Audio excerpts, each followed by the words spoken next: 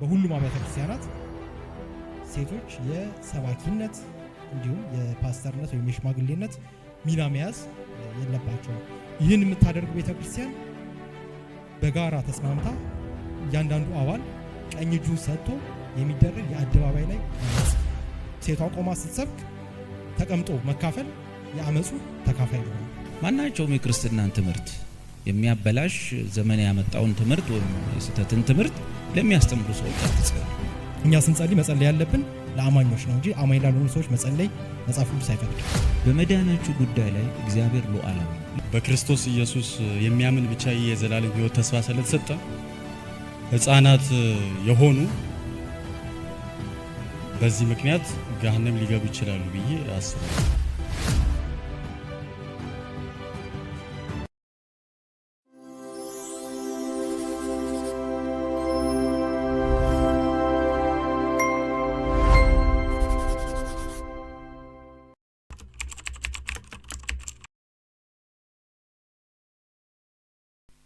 አንደኛ ጴጥሮስ ምዕራፍ 1 ቁጥር 3 ጸጋና ሰላም ይብዛላችሁ ይልና ኢየሱስ ክርስቶስ ከሙታን በመነሳቱ ለሕያው ተስፋና ለማይጠፋ ፍለሌለበት ለማያልፍ ርስት እንደ ምሕረቱ ብዛት ሁለተኛ የወለደን ጌታችን ኢየሱስ ክርስቶስ አምላክና አባት ይባረክ ይላል። ኢየሱስ ክርስቶስ ከሙታን በመነሳቱ ዳግመኛ የወለደን ይላል። ከተወለድን ልጅ ነው የምንሆነው። በብሉይ ኪዳን ዘመን የነበሩ አባቶች አንዳቸውም ልጅ በሚል ማዕረግ ተጠርተው አያውቁ። እንደና ልጆች የሆንበትን ነገር ኤፌሶን ላይ በኢየሱስ ክርስቶስ ስራ ልጆች እንድንሆን አስቀድሞ ወሰነን ነው የሚለው። ኢየሱስ የሚሰራው የቤዞስ ስራ ሳይፈጸም ልጅነት የለም። ዳግም ደግሞ ለመወለድ አንደኛ የኢየሱስ ክርስቶስ ትንሣኤ፣ ሁለተኛ ደግሞ የእግዚአብሔር ወንጌል የግድ ነው። ማለት ሞትና ትንሣኤን ያካተተ ወንጌል የግድ ነው። መጽሐፉ ለፍጥረቱ የበኩራት አይነት እንሆን ዘንድ በእውነት ቃል አስቦ ወለደን ነው የሚለው። በዚህ በእግዚአብሔር ቃል ነው የምንወለደው።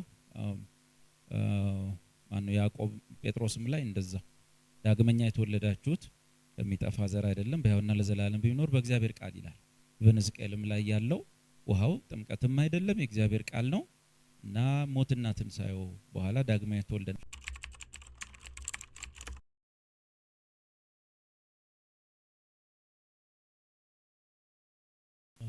የተጠቀሱትን ጥቅሶች በቃል ለመያዝ ያስቸግራል። ሐዋርያት ሥራ ምዕራፍ 19 እንዲሁም ማርቆስ ምዕራፍ 16 ተጠቅሷል። እነዚህ ምንባቦች እያሉ በዚህ ዘመን ሲዝ አድርጓል የምንለው ለምንድን ነው? መልሱ ቀደም አድርገን ከደቂቃዎች በፊት ያየነው ነው። ጳውሎስ ሲዝ ያደርጋሉ ስላለ ነው።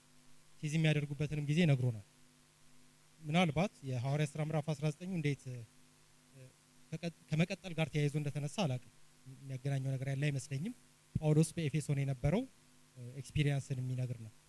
ምናልባት ማርቆስ ምዕራፍ 16 የሚያምኑትም እነዚህ ምልክቶች ይከተሏቸዋል ስለሚል አማኞችን ሁሉ እነዚህ ምልክቶች ሊከተሏቸው ይገባል በሁሉም ዘመን የሚል አስተሳሰብ ሊኖር ይችላል። ግን ምዕራፍ 16ን እስከ መጨረሻው ድረስ ብናነበው እስከ መጨረሻው ድረስ ጌታ ኢየሱስ ከእነርሱ ጋር በመሆን በድንቅና በተአምራት ይመሰክርላቸው ነበር ብሎ ሂስቶሪክ ፓስት ነው የሚያደርገው ትረካው። አንደኛ። ሁለተኛ ማርቆስ ምዕራፍ 16 ከቁጥር 9 አንስቶ ያለው ከጊዜ በኋላ የተጨመረ ነው የሚባል አለ። ያው አብዛኛው ሰው ያውቃል። እንዳትሰናከሉ ምናምን ብዬ መጠንቀቅ የለብኝም። ደግሞ እውነት ካሰናከላችሁ እኔ ተጠያቂ አይደለሁም። ብዙ ምሁራን ኦሪጂናል የማርቆስ ቅጂ ውስጥ ከቁጥር 9 አንስቶ ያለው ቁጥር 9 መሰለኝ ከቁጥር 9 አንስቶ ነበረም ይላሉ። ስለዚህ ተጨማሪ ምንባብ ከሆነ የመጽሐፍ ቅዱስ ክፍል አድርገን አንወስደውም ማለት ነው። አሁን በዚህ ዘመን አንዳንድ ለተፈጥሮ የሆኑ ስጦታዎች ቀርተዋል ስንል መጽሐፍ ቅዱሳዊ መከራከሪያ ማቅረብ ይቻላል፣ ስነ መለኮታዊ መከራከሪያ ማቅረብ ይቻላል። ግን እርሱ ብቻ አይደለም፣ ሳይንሳዊ መደምደሚያም ነው። ሳይንስ መደምደሚያው ላይ የሚደርሰው ፓተርን በማየት ነው። ነገሮች ሲደጋገሙ ያይና በኢንዳክቲቭ ሎጂክ ዜርፎር ብሎ ይደመድማል።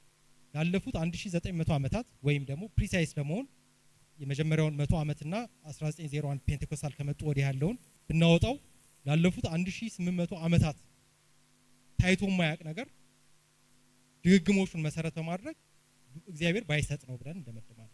ስለዚህ መደምደሚያችን ሳይንሳዊ ጭምር ነው ማለት ነው።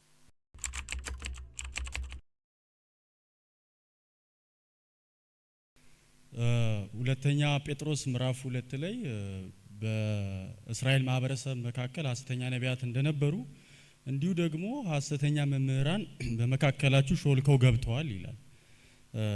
የበግ ለምድ የለበሱ ተኩላዎች ነው እንጂ ቸርች ውስጥ የሚገቡት እውነተኛ ከመሆን ሐሰተኛ ወደ መሆን የሚሸጋገር አማኝ የለም። እውነተኛ አስተማሪ ከመሆን ሐሰተኛ ወደ መሆን የሚሸጋገር አስተማሪ የለም። ሾልከው የሚገቡ እንጂ የእግዚአብሔር ልጆች ሆነው ከዛ ደግሞ የእግዚአብሔር ልጆች ወደ አለመሆን የሚቀየሩ የሉ። ለዚህ ደግሞ ጥሩ ማሳያ አንደኛ ዮሐንስ መልእክት ምዕራፍ 2 ቁጥር 19 ነው። ከኛ መካከል ነበሩ ይሁን እንጂ ወጡ፣ ከኛ ወገን ቢሆኑ ጸንተው በኖሩ ነበር፣ ሁሉ ከኛ ወገን እንዳልሆኑ ይታወቅ ዘንድ ሁሉ ወጡ ይላል። እንደዚህ የሚላቸው ሰዎች ክርስቶስን በተመለከተ የተበላሸ ስነ መለኮት የያዙ ሰዎች ነው። እነዚህ የስተት አስተማሪ ከቅዱሱ መንፈስ ተቀብለናል፣ ቅዱሱን ቅባት ተቀብተናል የሚሉ ነገር ግን አስቀድሞም ከእግዚአብሔር ወገን ያልሆኑ በመውጣታቸው ትክክለኛ ማንነታቸው ምን እንደሚመስል የገለጡ እንደሆኑ ነው የሚናገሩ። የእግዚአብሔር የሆነ ሰው የእግዚአብሔር በሆነ እውነት ተተክሎ ይቆያል፣ የእግዚአብሔር በሆነ እውነት ይቀጥላል። በተለይ ይሁዳ መልእክት እንዳትወድቁ ያለ ነቀፋ የሚጠብቃችሁ እሱ ነው ይላል። ይህንን የሚለው የስተት ትምህርትን በተመለከተ ከላይ አስቀድሞ ስለዘረዘረ ነው። ስለዚህ ክርስቲያን የሆነ ሰው ምናልባትም በስተት ትምህርት ውስጥ ሊገባ ይችላል፣ ግን ፋይናሊ የስተት ትምህርት የሱ መገለጫ ሆኖ አይቀጥልም። እግዚአብሔር ይጠብቀዋል፣ ይመልሰዋል። ሐሰተኛ አስተማሪዎች ግን ጌታችን ኢየሱስ ክርስቶስ እንደተናገረው የበግ ለምድ የለበሱ ተኩላዎች ናቸው እንጂ የእግዚአብሔር አገልጋዮች አይደሉም። ያሁኑ ደግሞ ምናልባት አጻጻፍ ሊሆን ይችላል። አንድ ሐሰተኛ አስተማሪ በትክክል ቃሉን እያስተማረ እና የሚል ነገር ሐሳብ አለው እና በዓለም ታሪክ መጽሐፍ ቅዱስን በትክክል የሚያስተምር ሐሰተኛ ሰው የለም። አጣሞ ነው የሚያስተምረው። ያጣሙታል ነው እንጂ ለገዛ ጥፋታቸው የሚለው ሐሰተኛ አስተማሪዎች የተጻፈውን ነገር በአግባቡ ይተረጉማሉ፣ በአግባቡ ያስተምራሉ የሚል የለም። ስለዚህ አንድ ሐሰተኛ ሰው በትክክል እያስተማረ አይባልም፣ ወይም ቃሉን በደንብ እያብራራ ካለ እንደዚህ የሚል ነገር የለ። ሐሰተኛ የሚያስብለው ራሱ ቃሉን በትክክል አለማብራራቱ። ሮሜ 7 በሕግ ውስጥ የነበረው ሰውዬ፣ ሮሜ 8 ደግሞ በጸጋ ውስጥ ያለው ሰውዬ። እኔም ከዳዊት ጋር በደንብ እስማማለሁ። ብዙ ጊዜ ሮሜ 7 ውስጥ ያለው የዳነው ጳውሎስ ከዳነ በኋላ የሚታገለው ትግል ነው ይባላል። ምንባቡን በተለይ አያያዥ ቃሎቹን ምክንያቱም ፎር ዜርፎር የሚሉትን ስናያቸው የዳነው ጳውሎስ ጋር አብሮ ፊት አያደርግም። ስለዚህ ከመዳኑ በፊት የነበረው ጳውሎስ ወይም ደግሞ እስራኤልን የሚወክለው ጳውሎስ ሊሆን ይችላል። እዛው ጋር አብረን መጠንቀቅ ያለብን እንደው ምንድን ነው ከጸጋ ወንጌል ወጥተን ወደ ሕግ ከተመለስንም እኛም እንደሱ ነው የምንሆነው። የሮሜ 7 ትግል ውስጥ ነው የምንገባው። ኃጢአትን የምናሸንፈው በእግዚአብሔር የጸጋ ጉልበት ነው። ምክንያቱም እየጻፈው ያለው ለክርስቲያኖች እኮ ነው አይደል? ለሮሜ ክርስቲያኖች ነው። ሮሜ 7ን ዝም ብሎ አይጽፈውም። በስጋ ትግል የመሸነፍ ህይወት ያለው ሕግ ውስጥ ነው። ሕጉ የኃጢአት ኃይል ነው። ስለዚህ አሁንም ወደዛ አትመለሱ ነው። 8 ላይ ደርሳችኋል፣ ወደ 7 ባትመለሱ ጥሩ ነው። 8 ላይ ያለው ሰውዬ ከኩነኔም ነፃ ነው። ምክንያቱም በክርስቶስ ኢየሱስ ያለው የህይወት መንፈስ ሕግ ነፃ አውጥቶታል። ሰዎች ግን ከእንደገና ተመልሳችሁ የሚል ቃል በተደጋጋሚ ይጽፋል። አስቀድሞ በሕግን በመጠበቅ መንፈሳዊ ህይወት ልትኖሩ እንደማትችሉ አውቃችሁ ከእንደገና ወደዚያው ተመልሳችሁ ሕግን በመጠበቅ መንፈሳዊ ህይወት ኖረናል ብላችሁ እንዴት ታስባላችሁ? እንደዚህ እያለ ስለዚህ አንዳንዶች ደግሞ ይላል አይደለ የሕግ አስተማሪዎች ሊሆኑ ወደው ፈቀቅ ይላሉ። አንድ ግርዜ አድርጎ ወደዛ ሄዶ ሰውዬ ኃጢአትን አታሸንፍም አትልፋ ነው። ድሮ እኔ እንደዚህ አይነት ታሪክ ነበረኝ፣ አሁን ግን እንደዚህ ሆኛለሁ።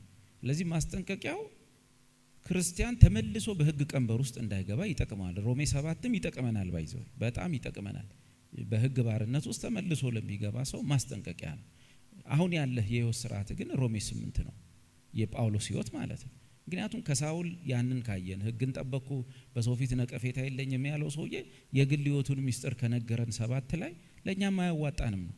ምዕራፍ 8 ላይ ገብተን የምንኖረው ህይወት እሱ በመንፈስ ቅዱስ የምንኖረው ስለሆነ በጽድቅ የምንኖርበትን አቅም እናገኛለን ነው። ሸርተት ማለት ወደ 7 ጥሩ አይደለም፣ ይጠቅማል ማስጠንቀቅ።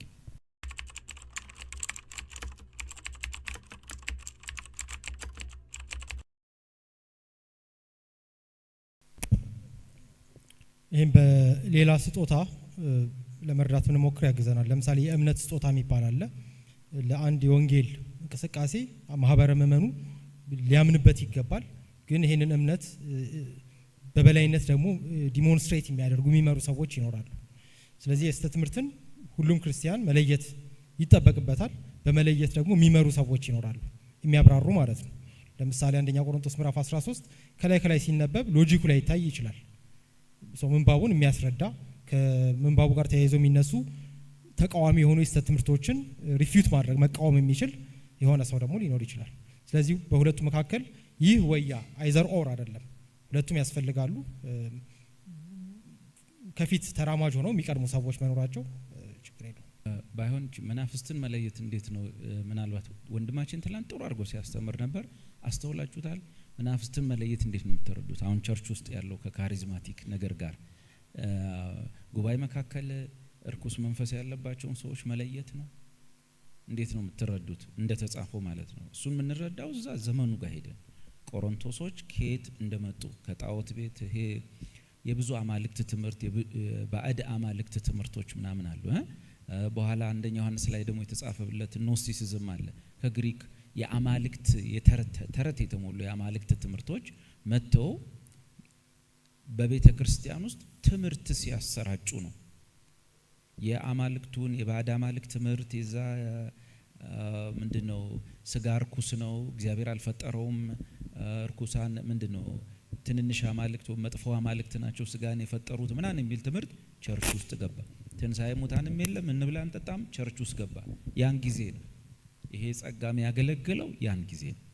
ከመናፍስት ዓለም ወይንም ደግሞ ከባዕድ አማልክት ከጣዖታት ቤት ውስጥ የመጣ ትምህርት ሲገባ ወዲያውኑ መናፍስትን የሚለዩ ሰዎች በዛ ባዕድ ቤት በግሪክ አማልክት ቤቶች ውስጥ ምናምን ያሉ ትምህርቶችና ልምምዶችን የሚለዩ ማለት ነው። የሚለዩ ሰዎች እቺ ከአቴና ቤተ መቅደስ የመጣሽ ልምምድ ነች፣ እቺ የኖስቲኮች ትምህርት ነች፣ ስጋ ርኩስ ነች፣ ስጋ ርኩስ ነው የሚለው ይሄ ክርስቶስ በስጋ አልመጣም የሚለው እናውቀዋለን ብሎ መንፈሱን የሚለይ ነው። እና እሱን ነገር ማወቅ የግድ ነው። በዚህ ዘመን መናፍስትን መለየት የሚለው በዚህ ነው የሚገለጥ። አሁን ኖስቲሲዝም እዚህ ቢገባ ማወቅ ማለት ነው።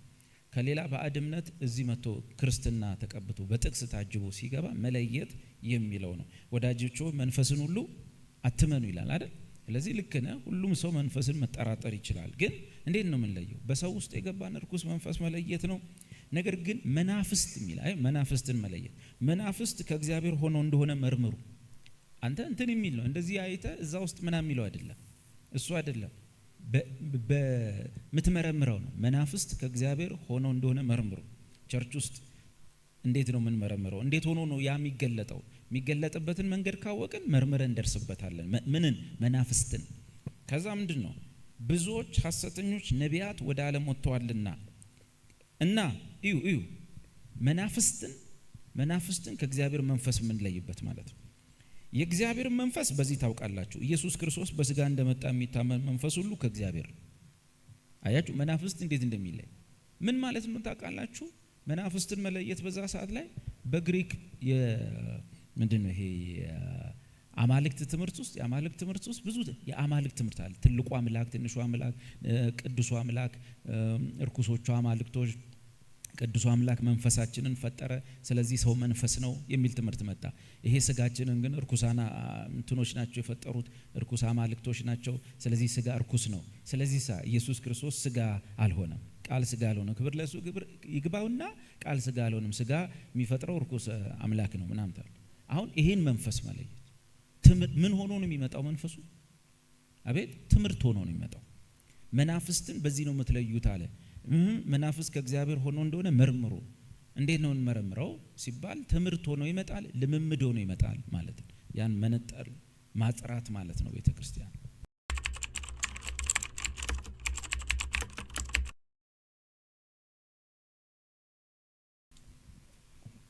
አስርቱ ትእዛዛት በአዲስ ኪዳን ቀጥሏል ብዬ አምናለሁ።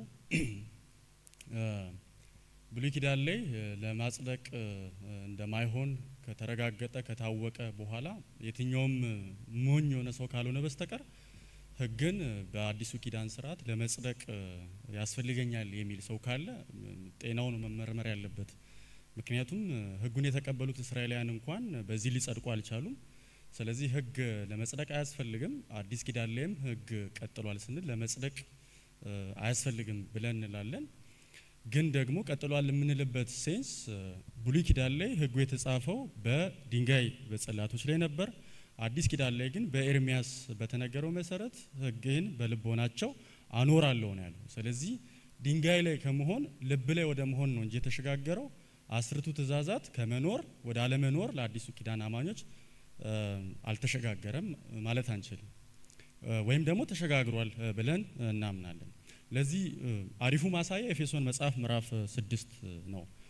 ክርስቲያን ለሆኑ አማኞች ለሆኑ ሰዎች በአባትና በልጅ መካከል ሊኖረው ስለሚገባው ግንኙነት ከአስርቱ ትእዛዛት ይወስድና እናትና አባትን አክብር ይላል መጽሐፍ ብሎ ለአዲስ ኪዳን አማኞች እንደ መመሪያ እንደ ትእዛዝ አድርጎ ኤፌሶን መጽሐፍ ምዕራፍ 6 ላይ ጳውሎስ ገልጿል። ብሉይ ኪዳን ላይ የቀረ ነገር ብቻ ቢሆን አስርቱ ትእዛዛት ጳውሎስ እንዴት አድርጎ ለኤፌሶን አማኞች ከአስርቱ ትእዛዛት የሆነውን አንዱን ሊሰጣቸው ይችላል ብለን መጠየቅ መቻል አለብን።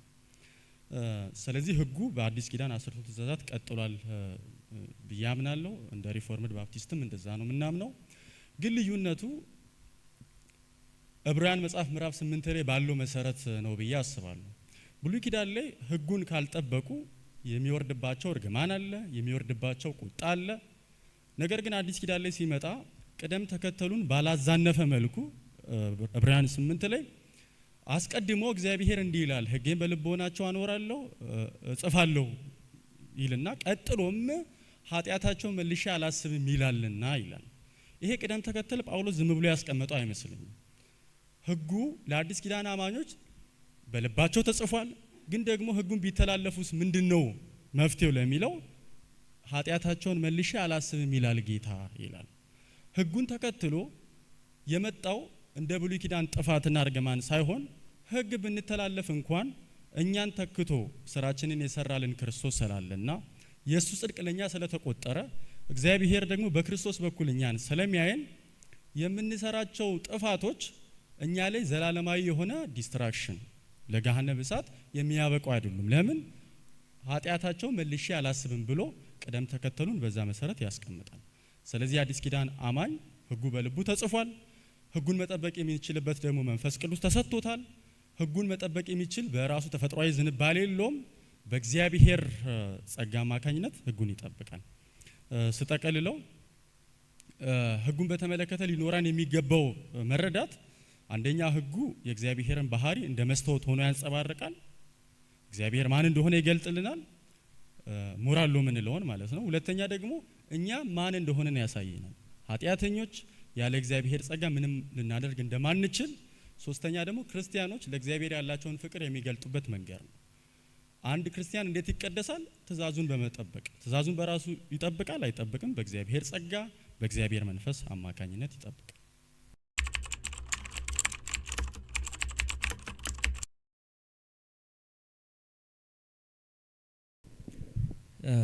ብዙ ጊዜ ቤተ ክርስቲያን ውስጥ አንዳንድ ያነሱታል፣ መቅረዝን ከስፍራው አነሳለሁ ይላል ጌታ። ስለዚህ እንዲህ ማታረጉ እንዲህ የምታደርጉ ጌታ የዘላለም ሕይወታችሁን ይወስዳል የሚል እንዴት አድርገው እንደተረጎሙት ባናቀም ማለት ነው። በመጽሐፍ ቅዱስ ውስጥ መቅረዝ ሁል ጊዜ ያን ጊዜ በብሉይ ኪዳን የመገናኛው ድንኳን ውስጠኛው ክፍል ውስጥ የሚቀመጥ ባለ 7 አንጓ ሌሊቱን ሙሉ ዘይት ተጨምሮበት እንዲበራ የተቀመጠ መብራት ነው። 7 መብራቶች ያሉበት ወይም እኛ በዚህ ዘመን ኩራዝ እንደምንለው ሻማ አናቱ ላይ የሚበራ ነገር ነው። በጨለማ ሰዓት የሚበራ ነው። ልክ ምሽት ላይ ካህኑ ገብቶ ሌሊቱን ሙሉ እያበራው ያድራል። ዘይት እየጨመረ እንዳይጠፋ እየተንከባከበ ይጠብቀዋል እስኪነጋ ድረስ ቀኑ ሲመጣ ቀን ነው።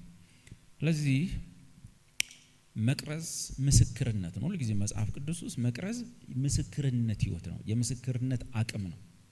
የምስክርነት በአንድ እቺ ቤተ ክርስቲያን እዚህ ጋር በዚህ ሰፈር ውስጥ መቅረዝ ነች። ሁሉም አጥቢያ በየሰፈሩ መቅረዝ ነው እና የምስክርነት አቅም ወይም ምስክርነት ነው። በጨለማው ላይ እንድናበራ እግዚአብሔር ፈቅዶልናል። እሱ ያው እግዚአብሔር ታላላቅ ብርሃን አንድ ትልቅ ብርሃን ፈጠረ፣ ሌሎች ትንንሽ ብርሃኖች ፈጠረ። ትልቁ ብርሃን በቀን ላይ እንዲሰለጥን፣ ትልቁ ብርሃን ጌታ ኢየሱስ ነው፣ በእኛ ላይ በቀን ልጆች ላይ ሰልጥኗል። ትንንሾቹ ብርሃኖች ግን በሌሊት እንዲሰለጥኑ ይላል ቃሉ ዘፍጥረት ላይ። ስለዚህ እኛ ደግሞ በዚህ ጨለማ ዓለም ላይ የንጋት ኮከብ እስኪወጣ ብርሃን እስኪመጣ ድረስ መቅረዝ እንሆናለን። ግን ያኛው ኤፌሶን ላይ ያው እንደ ኤፌሶንን ግለሰቦችን ሳይሆን ኤፌሶንን እንደ ሲስተም ኤፌሶንን ማለት ነው። በዛ አካባቢ ላይ ያሁኑ ቱርክ አካባቢ ላይ ነበረች ነች እና የምስክርነቱን አቅም ከጌታ አንድ ሰው ማይክ ሊይዝ ይችላል፣ ሊሰብክ ይችላል ምናምን ግን መቅረዙ ሲወሰድ ምን እንደሆነ ታውቃላችሁ? ትውልድም አይቀይርም፣ ሰውም አይሰራም፣ ምንም የሚያመጣው ነገር የለም፣ ምንም የሚያመጣው ነገር የለም። የመቅረዝ መወሰድ ማለት የምስክርነት አቅም ማጣት እንጂ በክርስቶስ የተቆጠረ ጽድቅ ጋር የሚገናኝ ነገር የለም።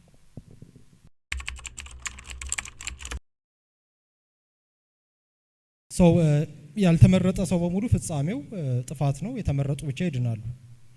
ያልተመረጡ አሕዛብ ይጠፋሉ፣ ያልተመረጡ አይሁዶች ይጠፋሉ። የተመረጡ አሕዛብና የተመረጡ አይሁድ ይድናሉ። ከክርስቶስ መምጣት በፊት የነበሩ አሕዛብ ሁሉ ወደ እስራኤልነት ያልተቀላቀሉ ያልገቡቱ አልተመረጡም ማለት ነው ወይ? ይመስለኛል። እርግጠኛ መሆን አይቻልም። መጽሐፍ ቅዱሴን አላብራራውም፣ ግን የተመረጡ አይመስለኝም። ወንጌል ሳይሰሙ የሚሞቱ ሰዎች ይጠፋሉ ወይ? ካልተመረጡ ይጠፋሉ። ከተመረጡ ወንጌል እንዲሰሙ የእግዚአብሔር መግቦት ወንጌል ወደ እነርሱ እንዲደርስ ያደርጋል። መግቦት ማለት በእግዚአብሔር አሰራር ነገሮች ተቀነባብረው ወደሚፈልገው ፍጻሜ መሄድ ማለት ነው። ወንጌል እንዳይሰሙ ከተደረገ ባይመረጡ ነው። ሮሜ 2 እናነብና እንግዲህ አሁን እሱ የሚለው አማዞን ጫካ ውስጥ ያሉ እዚህ ኢትዮጵያ ጥግ ላይ ያሉ ሰዎች እነሱ እንዴት ይሆናሉ የሚል ነው። ቁጥር ምዕራፍ 2 ቁጥር 12 ሮሜ ያለ ሕግ ኃጢአት ያደረጉ ሁሉ ያለ ሕግ ደግሞ ይጠፋሉ ይላል። ማለት ሕግ የተሰጠው እስራኤል አለ፣ ጫካ ያለ ደግሞ እግዚአብሔር የማያውቅ ሕዝብ አለ። ያለ ሕግ ኃጢአት ያደረጉ ሁሉ ያለ ሕግ ደግሞ ይጠፋሉና ሕግ ሳላቸው ኃጢአት ያደረጉ ደግሞ እስራኤል ማለት ነው ሁሉ በሕግ ይፈረድባቸዋል። በእግዚአብሔር ፊት ሕግን የሚያደርጉ ይጸድቃሉ እንጂ ግን የሚሰሙ ጻድቃን አይደሉምና እስራኤል ሕግ ቢሰጠውም አይጸድቅም ነው። ሕግ የሌላቸው አሕዛብስ? ሕግ የሌላቸው አሕዛብ ከባህሪያቸው የሕግን ትእዛዝ ሲያደርጉ ማለት ጫካ ውስጥ የሚኖር ሰው የሰው ሚስት አይቀማም፣ በባህሪው ሕግን ያውቀዋል። ጫካ ውስጥ ያለ ሰው የሰው ገንዘብ አይሰርቅም። እንደውም እነሱ አይሰርቁም፣ ከዚህ ሕግ የተሰጠው ነው እንደውም የሚሰርቀው። እና ሕግን በራሳቸው ከባህሪያቸው ሕግን ትእዛዝ ሲያደርጉ እነዚያ ሕግ ባይኖራቸው እንኳን ለራሳቸው ሕግ ናቸውና እነርሱ ሕሊናቸው ሲመሰክርላቸው፣ ሀሳባቸው እርስ በርሳቸው ሲካሰስ ይሄ ነገር ልክ ነው አይደለም ሲል ማለት ነው ወይም ሲያመካኝ በልባቸው የተጻፈውን የሕግ ስራ ያሳያሉ። ስለዚህ ጫካም ያለ ሰው በልብ ውስጥ ሕግ ተጽፎለታል፣ የሕግ ስራ ያሳያሉ። ይህም ይልና ፍርድ አፈጻጸሙን አሁን መቼስ ከላይ ይፈረድባቸዋል ብሏል። ፍርድ አፈጻጸሙ እንዴት ነው የሚሆነው ምናምን የሚለውን ግን ጳውሎስ እንደዚህ ብሎ ነው የዘጋው።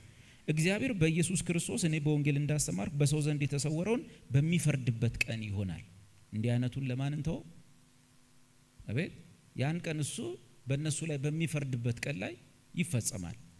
እንዴት ነው አፈጻጸሙ? እንደው አያሳዝኑም ወይ ምናምን? ከሱ በላይ እንግዲህ ለፍጥረቱ ማዘን አንችልም። እንደ ዮናስ ለነነዌ ደረታችንን መድቃት አንችልም። እኔ የፈጠርኳቸው ሕዝብ አይደሉም ብሎ እግዚአብሔር ከዮናስ ይልቅ ለነነዌ ይቀናል። እና እግዚአብሔር በሚፈርድበት ቀን ላይ ይሆናል አፈጻጸሙ። ቁጥር 12 ላይ ይፈረድባቸዋል። አፈጻጸሙ እንዴት ነው? ቁጥር 16 መድኃኔዓለም ያውቃል አፈጻጸሙ ነው የሚለው። ዓለም አቀፋዊ ቸርች ማለት ካቶሎስ ማለት ነው። ካቶሊክ ማለት ነው። ምን ማለት ነው? የላቲኑ ቃል ካቶሎስ ማለት በዓለም ላይ ያሉ ኢየሱስ የእግዚአብሔር ልጅ እንደሆነ በማመን በወንጌል ያመኑ ሰዎች ሁሉ የት እንዳሉ አናውቅም። የተወሰኑት ኦርቶዶክስ ውስጥ ሊኖሩ ይችላሉ፣ ጴንጤ ቸርች ውስጥ ሊኖሩ ይችላሉ፣ ካቶሊክ ውስጥም ዳግመኛ የተወለዱ ሰዎች እንዳሉ እናምናለን። አናውቅም። ምክንያቱም እኔን ያስተማሩኝን ሰዎች ሳስብ በወንጌል አያምኑም። እኛ ኦርቶዶክስ ውስጥ ከነቀሚሳችን ነው በወንጌል ያመኑ። ቀሚሱን አድርገናል፣ ግን ዳግመኛ ተወልደናል። ስንባረር ነው ኦርቶዶክስ ያልሆን ነው እንጂ ባልተባረርን ሰዓት ኦርቶዶክስ ነን። ስለዚህ ኦርቶዶክስ ውስጥም የተወለዱ ይኖራሉ። እነዚህን ሰዎች ጌታ ያውቃቸዋል። ጌታ የራሱ የሆኑትን ያውቃል። ስለዚህ ይሄ ሁሉ ማህበር ቻይናው፣ ጣሊያኑ፣ ኮሪያው ምናምን ባፕቲስት ቸርችም ሊኖር ይችላል። ሌላ ደግሞ ምን ውስጥ እንደሆነ ሉተራንም ሊኖር ይችላል። ያሉ ሰዎች በሙሉ ዓለም አቀፍ ይባሉና ግን ዓለም አቀፏ ቤተክርስቲያን አትታይም፣ ኢንቪዚብል ነች። ኮሪያውን አታየውም፣ አሁን ጣሊያኑን እዚህ ጋር አታየውም፣ ማይታይ ነው። እቺ ዓለም አቀፏ ቤተክርስቲያን ደግሞ በየሰፈሩ ትሰበሰባለች። የኢየሱስን ስም ለመግለጥ ማለት ስትሰበሰብ አጥቢያ ቤተክርስቲያን ትባላለች። እንጃ ሲያድጉ ነው ማወቅ የምችለው። ምናልባትም ኦሪጂናሊቲን ሁሉም ሰው ስላለበት በአዳም ሁሉ ስለሞተ በአዳም ሁሉ ፍርድ ስለተገባው በክርስቶስ ኢየሱስ የሚያምን ብቻ የዘላለም ሕይወት ተስፋ ስለተሰጠ ሕፃናት የሆኑ በዚህ ምክንያት ገሃነም ሊገቡ ይችላሉ ብዬ አስባለሁ።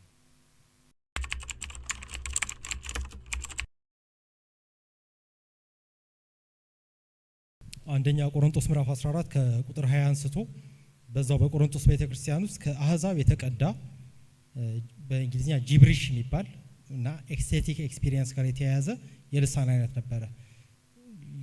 ከትላንት ጀምሮ ለነበረን የቃላት ዩዜጅ ባርባሮስ ብለነዋል። የቫውልና የኮንሶናንት ድምጾች ሲገጣጠም የሚፈጠር ሚኒንግለስ የሆነ ንግግር ማለት ነው። አይደለም በዚህ ዘመን በአንደኛው ክፍለ ዘመንም ነበር። ጳውሎስ አውግዘውታል። የፍርድ ምልክትም ነው ብሏል። የክርስቲያን የመሆን ምልክት ሳይሆን የማያምኑ ሰዎች መለያ ነው በማለት ያንን ነገር ለይቶታል። በዚህ ዘመን ያለ ተመሳሳይ ነገር ካለ መልሱን የምናገኘው ምንድነው ለሚለው መልሱ የሚገኘው ከአንደኛ ቆሮንቶስ ምዕራፍ 14 ይሆናል ማለት ነው። ቀጥሎ ይህ ልምምድ ከመጥፎ መንፈስ ነው የመጣው ወይስ ከራሳቸው አይምሮ የፈለቀ ነው የሚል ጥያቄ ይፈጠራል። ከየት ነው ያመጡት የሚል ጥያቄ እኔ መመለስ የለብኝም።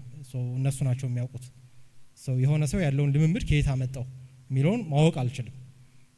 ከተለያዩ ምንጮች ሊሆን ይችላል፣ አጋንንታዊም ሊሆን የሚችልበት እድል አለ። አብዛኛውን ግን ከማውቃቸው በዙሪያ ካሉ ሰዎች አንጻር ሳየው ከአጋንንት አይመስለኝም። ኢሚቴሽን ነው፣ ሌላውን በማየት የሚያስመስሉት ነገር ነው። ስለዚህ በክላሪቲ እንዲያስቡ ስላልተፈቀደላቸው ኢሚቴት በማድረግ የሚገቡበት ነው። ግን አንድ ነገር ማወቅ ይቻላል፣ ምንጩ ምን እንዳልሆነ እሱም በእርግጠኝነት መናገር ይቻላል። ከመንፈስ ቅዱስ ሊሆን አይችልም። ምክንያቱም መንፈስ ቅዱስ ከቃሉ ጋር አይጋጭም። ሲዝ አድርጓል ብሎ የነገረንን ነገር ሊሰጥ አይችልም። ሴት በጉባኤ መካከል ዝም ትበል የሚለውን እዚሁ አንደኛ ቆሮንቶስ ምዕራፍ 14 ውስጥ እናገኛለን። ጊዜ ስላልበቃን የተውኑ የዘለልነው መንባብ ነው። አንደኛ ጢሞቴዎስ ምዕራፍ 2ም እንድታስተምርና የመሪነት ኃላፊነት እንድትይዝ አልፈቅድም ይላል። ይህን ሲል በወቅቱ ሴቶች የተማሩ ስላልነበሩ ነው ወይም ግርግር ይፈጥሩ ስለነበር ነው የሚባል የባክግራውንድ ጥናት አለ እና አንድ ምሁር በዚህ ጉዳይ ላይ ያስተማረኝ እንደዚህ አይነት ባክግራውንድ ስላለ ነው ይሉና ሲደጋገም ያለ ይመስላል አለ። የምር ፕሮፌሰር ነው ሰውየው እና አክቹአሊ ሄዳችሁ ብትፈልጉ የለም ይሄ ባክግራውንድ ነው የሚለው። በግሪኩ ዓለም በሮሞ ዓለም እንደዚህ ይሄ ችግር ስለተፈጠረ ነው ጳውሎስ ይሄን መመሪያ የሰጠው የሚለው ባክግራውንድ በግሪኩ ዓለም ውስጥ ተፈልጎ አይገኝም ይላል። ጳውሎስ ግን እዛው የሚሰጠው ምክንያት አለ። በአንደኛ ቆሮንቶስ ሕግ ብሎ ሕግን ይጠቅሳል። በአንደኛ ጢሞቴዎስ የውድቀትን ቅደም ተከተል የአዳም የሐዋንን ጉዳይ ይጠቅሳል። ይህ በአንደኛው ክፍለ ዘመን ከነበረ ባህል ጋር በቀጥታ እና በብቸኝነት የሚያያይዘው ምንድነው? ወደ ዘፍጥረት ምዕራፍ 3 ተመልሶ እያለ ስለዚህ በቤተ ክርስቲያን ውስጥ በሁሉም አብያተ ክርስቲያናት ሴቶች የሰባኪነት እንዲሁም የፓስተርነት ወይም የሽማግሌነት ሚና መያዝ የለባቸውም። ይህን የምታደርግ ቤተ ክርስቲያን በጋራ ተስማምታ እያንዳንዱ አባል ቀኝ እጁን ሰጥቶ የሚደረግ የአደባባይ ላይ አመጽ ነው። ለምሳሌ የሥላሴን አስተምሮ መረዳት ቀላል አይደለም፣ ከባድ ነው፣ ያስቸግራል። ቀደም አድርገን አንደኛ ቆሮንቶስ 13 ላይ ያየነውን ሙግት ለመከተልም ለመረዳትም ጊዜ ሊወስድ ይችላል። ሴት በጉባኤ መካከል አትናገር፣ እንዳትመራ፣ እንዳታስተምር የሚለው ግን ክሪስታል ክሊር ነው። በጣም ቀላልና ግልጽ ነው። ስለዚህ የአደባባይ ላይ አመጽ ነው። ተቀምጦ በዛ ጉባኤ መካፈልም ቀኝ እጅን መስጠት ነው። ከጴጥሮስ ጋር 11 ቆመው ሰበኩ እንደሚለው ሴቷ ቆማ ስትሰብክ ተቀምጦ መካፈል የአመጹ ተካፋይ መሆን ነው። የሴቶቹን ነገር ያነሳው ሰው እስከዛሬ ድረስ አሁንም ቢሆን ማለት ነው የሴት ፓስተር የለም፣ የትም የለም ማለት ነኝ ማለት ይቻላል። ግን ሴት ለምሳሌ ባል ነኝ ልትል አትችል፣ ወንድ ነኝ ልትል አትችል። ልክ ያ ፓስተር የሚለው ቃል ራሱ የሚያያዘው ከወንድ ጋር ነው። ስለዚህ ሴት ልጅ የቤተ ክርስቲያን መሪ፣ ሽማግሌ፣ ኦቨርሲር ምናምን እንደዚህ መሆን አትችልም። የተነሱት ምክንያቶች ደግሞ እነሱ አሁን የሚያነሱት አይደለም። ሴት እንደዚህ ያን ጊዜ አይደለም የተነሳው፣ ስነ ተፈጥሮ ነው፣ ፍጥረታዊ ነገር ነው የተነሳ፣ ስለ ፍጥረታችን ነው የተነሳው። ሪዝኖቹ በሙሉ ስነ ፍጥረታዊ ናቸው። አዳም ቀድሞ ተፈጥሯልና ሴቲቱ በኋላ ተፈጠረች። የተታለለው አዳም አይደለም፣ ሴቲቱ በመታለል ወደቀች። ከስነ ተፈጥሮ ጋር ነው። የሚስት ራስ ባል ነው፣ የባል ራስ ክርስቶስ ነው። እነዚህ ነገሮች ስንተዋቸውም ሲዘበራረቁ ምሽቱን ቀን፣ ቀኑን ምሽት ለማድረግ መስራት ማለት ነው። ስለዚህ አንዳንድ ቸርች ሴት ፓስተሮች አሉ። እንደዛ ከሆነ ቸርቹ እስካሁን ድረስ ፓስተር የለውም።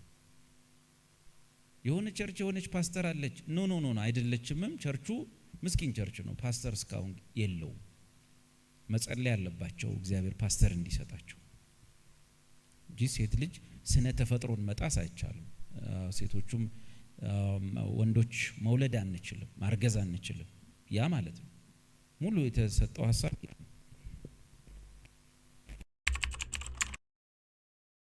ለአንዳንዶች ይሰጣል የሚል የለም። ለአንዳንዶች የጸጋ ስጦታ አይሰጥም፣ ለእያንዳንዱ የጸጋ ስጦታ ይሰጣል። ከዛ የተወሰኑ ዋና ዋና ነገሮችን ያነሳል።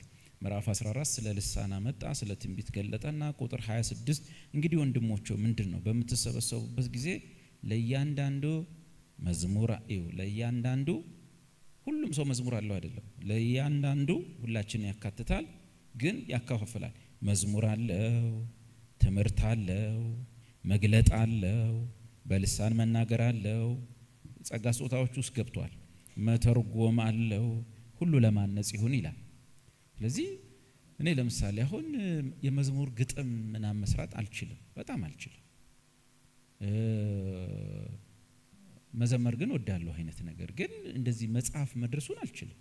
ደግሞ አሉ በአንድ ቀን 5-6 እነዚህ ሰዎች ጌታ ሰጥቷቸው ነው ብዬ ነው እንጂ ምለው ዘፋኞች በሚጽፉበት መንገድ በችሎታ ነው ይሄን የጻፉት ብዬ ለማመን ይከብደኛል። እዚህም ላይ ደግሞ ሲጻፍ መዝሙር አለው ምናምን ባለውስ ደግሞ መግለጥ አለው ማስተማር አለው ብሎ እንደ ጸጋ ስጦታ አስቀምጦታል። መዘመርን በተመለከተ ግን መዘመር ለጥቂት ሰዎች የተሰጠ ወይ ደግሞ እንዲዘምሩ የሚፈለጉት 2 ሰዎች አይደሉም፣ አንድ ሰው አይደለም። እዚህ ጋር ወጥቶ እንደዚህ ምንድነው ፐርፎርም ማድረግ እንደዛ አይነት ፐርፎርማንስ የማሳየት አገልግሎት ግን የለም። ሁላችንም እንድንዘምር ነው። የጥንት ቤተክርስቲያንም እንደዛው ታሪክ ስለነበረ ክርስቲያኖች ሁሉም እንዲዘምሩ ይፈለጋል። መዝሙሩን ግን ሁሉም ሰው እዚህ ውስጥ ሰርቶ መምጣት የሚችል ያለ አይመስለኝም። በተማርነው ትምህርት ላይ መዝሙር ሰርታችሁ ኑ ብል 2 ሰው ነው ነገ ሰርቶ ይመጣው። እነዚህን እግዚአብሔር አልሰጠንም ልንላቸው አንችልም። እግዚአብሔር የሰጠን ሰዎች ናቸው። መዝሙሩን ግን 2ቱ ብቻ እየዘመሩት መኖር አይችሉም። እኛ ለጋራ ጥቅም ነው፣ እኛ እንዘምረዋለን።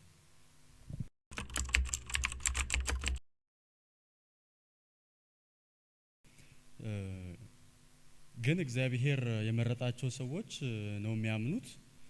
እግዚአብሔር ያልመረጠው ሰው የማመን ተፈጥሯዊ ዝንባሌ የለውም። ምክንያቱም ጻድቅ የለም፣ አስተዋይ የለም፣ እግዚአብሔርን የሚፈልግ የለም አንድስ እንኳን ስለሚል ሁሉም ሰው በበደሉና በኃጢአቱ ምክንያት ሙታን ስለሆነ በራሱ ተፈጥሯዊ ችሎታ ወይም ደግሞ አስቀድሞ እንደተባለው በነጻ ፈቃዱ እግዚአብሔርን ወደ ማመን አይመጣም። እግዚአብሔርን ማመን የሚችለው እግዚአብሔር አስቀድሞ ለማዳን የመረጠው ሰው ብቻ ነው። ሮሜ ምዕራፍ 8 አስቀድሞ ያወቃቸውን ጠራቸው፣ የጠራቸውን አጸደቃቸው፣ ያጸደቃቸውን ደግሞ አከበራቸው ይላል። እግዚአብሔር አስቀድሞ ያወቃቸው የሚለው የግሪኩ ቃል የጠራቸው፣ የወደዳቸው፣ የመረጣቸው ተብሎ መተርጎም የሚችል ነው። እግዚአብሔር አስቀድሞ የመረጣቸው እነዚህ ሰዎች በኮሊንግ በኢፌክቹዋል ኮሊንግ ነው እዛ ጋር የሚያሳየው። በኢፌክቹዋል ኮሊንግ ይጠራቸዋል። በኢፌክቹዋል ኮሊንግ የጠራቸው ደግሞ ይጸድቃሉ። እኚህ የጸደቁ ሰዎች ደግሞ አንድ መሆኑ ማይቀር እውነት አለ፣ መክበር ነው። ስለዚህ መሆኑ ማይቀር እውነት ስለሆነ አሁን ደግሞ አከበራቸው ብሎ ይገልጻል። ስለዚህ እግዚአብሔር የጠራው ሰው ማመኑ አይቀርም። ያለ እግዚአብሔር ምርጫ ግን ማመን የሚባል ነገር አይኖርም። ምክንያቱም ዮሐንስ ወንጌል ምዕራፍ 3 ላይ ኢየሱስ ክርስቶስ ያንን ሁሉ ነገር አድርጎ ምስክርነቱን የሚቀበል ማንም የለም ነው የሚለው። ግን ስራው በእግዚአብሔር የተሰራለት መሆኑ ይታወቅ ዘንድ ወደ ብርሃን ይመጣል ይላል። ስራው በእግዚአብሔር የተሰራለት ሰው ካልሆነ በስተቀር ወደ ብርሃን መምጣት የሚችል የለም። ስለዚህ ወደ ብርሃን የመጣን ሰው ስናይ አስቀድሞ ስራው በእግዚአብሔር የተሰራ ነው ብለን እናምናለን። ከዛ ውጪ ግን ኢየሱስ ያደረገውን ምስክርነቱን የሚቀበል ማንም የለም ብሏል። ስለዚህ ያለ እግዚአብሔር ምርጫ ሰው ወደ እምነት መምጣት አይችልም።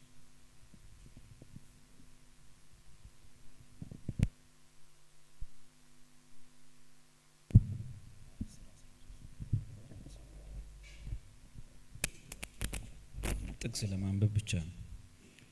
በዛም ለተቀመጡ ተሰብስበን ሰበክን፣ ወንጌል ተሰበከ። በሁለተኛው ሰንበት ከጥቂቶች በቀር የከተማው ሰው ሁሉ መጣ፣ ግር ብሎ መጣ፣ ተሰበሰቡ። አይሁድም ብዙ ሰው ባዩ ጊዜ ቅናት አደረባቸው። ጳውሎስ የተናገረው ቃል ተቃወሙ። ጳውሎስ በርናባስ ገልጠው የእግዚአብሔርን ቃል ወንጌልን አስቀድመው ለእናንተ ይነገር ዘንድ ያስፈልጋል፣ ከገፋችሁት ግን የዘላለም ሕይወት እንዳይገባችሁ በራሳችሁ ከፈረዳችሁ ግን እነሆ ወደ አሕዛብ ዞር እንላለን ካሉ በኋላ አሕዛብም ሰምተው ደስ አላቸው፣ የእግዚአብሔርንም ቃል ወንጌልን አከበሩ፣ ለዘላለም ሕይወት የተዘጋጁ ሁሉ አመኑ ይላል።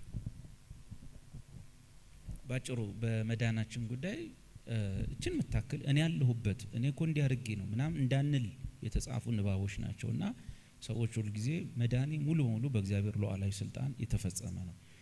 ስከተለው ሰብሰብ አድርጎ ይጠራኝና እኔ 12ታችሁን መረጥኳችሁ እንጂ እናንተ የመረጣችሁኝ አይደለም እንደሚለን እያሰብን ነው መከተል ያለብን። አስቀድሞ ያወቃቸው ወሰናቸው ጠራቸው የሚለው ቃል ብንለምደውም ልንቀበለው ይገባል። በዚህ ቦታ ላይ ሌላም ቦታ አለ። ጌታ ቃሉን እንድሰማ የሊዲያን ልብ ከፈተላት። ጴጥሮስ እግዚአብሔር ልጅ ነኝ ሲል አባቴን ይገለጣል። ስለዚህ የሰማነውን ወንጌል እንኳን ለመረዳት እንድንችል መንፈስ ቅዱስ አሁን ብቻ አይደለም ገና በዓለም ሳለ ነው ወንጌልን ሳናም በፊት በእኛ ህይወት ላይ ይሰራ ነበር። ዮሐንስ ወንጌል ላይ ተጽፏል። መንፈስ ቅዱስ ልክ ከአማኝ ጋር ብቻ ስራ እንዳለው እንዳይመስለን፣ እኛን የማንቃት ስራ የመረዳት ስራ ይሰራ የነበረው መንፈስ ቅዱስ ነው። ዮሐንስ ወንጌል ላይ መንፈስ ቅዱስ በመጣ ጊዜ ዓለምን ክርስቲያኖችን ዓለምን ስለ ኃጢአታቸው ይወቅሳል። ስለ ኃጢአት ማለቴ በእኔም ስላለማመናቸው ነው ይላል። ስለዚህ ባለማመናችን በወንጌል ምክንያት የሚወቅሰን መንፈስ ቅዱስ ሲያነቃን ለመጣው ወንጌል ምላሽ እንሰጣለን። ከመጣን በኋላ እኔ እንዲያርጌ ነው እንደዚህ ጎበዝ ነበርኩ አስተዋይ ነበርኩ እግዚአብሔርን ስለምፈራ እንዳንል ጥንቃቄ ያስፈልጋል ማለት ነው። እኔም አንድ ጥቅስ ለመጨመር ሁለተኛ ቆሮንቶስ ምዕራፍ 4 ቁጥር 6 በክርስቶስ ፊት የእግዚአብሔር የክብሩ ዕውቀት ብርሃን እንዲሰጥ በልባችን ውስጥ የበራ በጨለማ ብርሃን ይብራ ያለ እግዚአብሔር ነውና ይላል። በጨለማ ብርሃን ይብራ ያለው እግዚአብሔር መቼ ነው? ዘፍጥረት ምዕራፍ 1 ላይ ነው። በጨለማው ላይ ብርሃን ይብራ ሲል ያልነበረን ካለመኖር ወደ መኖር አምጥቷል። ለማመን ያልነበረ ወደ መኖር መምጣት አለበት። ማመን የሚችል ልብ መፈጠር አለበት። ለዚህ ነው ክርስቲያን መሆን ማለት አዲስ ፍጥረት መሆን ማለት ነው የምንለው።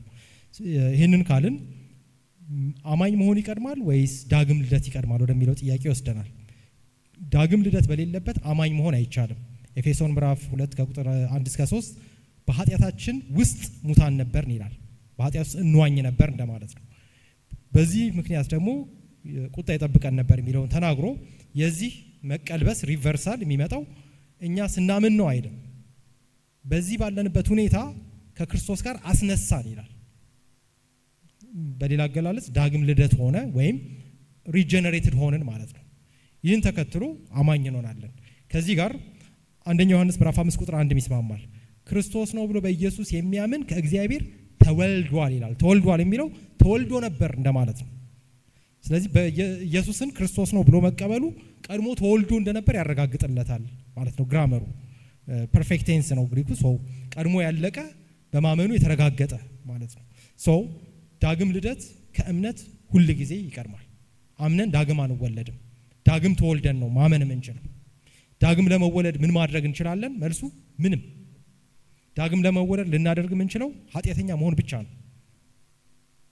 ያው ኃጢአት እንስራ ማለት አይደለም፣ መስራታችን የማይቀረው ነገር ስለሆነ በኃጢአት ውስጥ ሙት የነበረውን አዲስ ህይወት ሰጥቶ በትንሣኤ ኃይል ማመን እንድንችል አይኖቻችንን ይከፍተዋል። እዚህ ላይ ዳግም ልደት ከመሆኑ በፊት ለምን ወንጌል ይሰበካል የሚል ጥያቄ ይነሳ ይችላል። ዳግም የተወለደ ሰው ብቻ ከሆነ በወንጌሉ ማመን የሚችለው ስብከት ምን ያደርጋል? እዚህ ላይ አንደኛ በእውነቱ ቃል አስበው ወለደን ይላል። እግዚአብሔር እንዴት እንደሆነ በማናውቀው መልኩ ተአምራዊ በሆነ መልኩ የወንጌሉን ስብከት ለዳግም ልደታችን ይሰራበታል። እሱ ብቻ ግን ሳይሆን አንድ ሰው ወንጌል ሳይሰማ ዳግም ተወለደ እንበል ለሙግት ያክል ምን ይመን? የሚያምነው ነገር እንዲኖረው አስቀድሞ መረጃው ያስፈልገዋል። ያ የተነገረው የወንጌል መረጃን አልቀበልም ሲል ሬዚስት ሲያደርግ ይቆይና ዳግም ሲወለድ የክርስቶስ ንቆት የነበረውን የክርስቶስን መልእክት ግሎሪያስ ሆኖ ትልቅ መዝገብ ሆኖ ይታየዋል። ስለዚህ ዳግም ልደት ከእምነት ይቀድማል።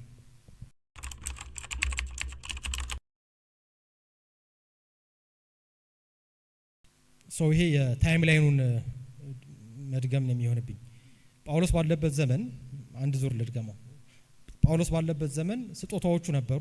ማለትም እምነት፣ ትንቢት፣ እውቀት፣ ልሳኖች ነበሩ።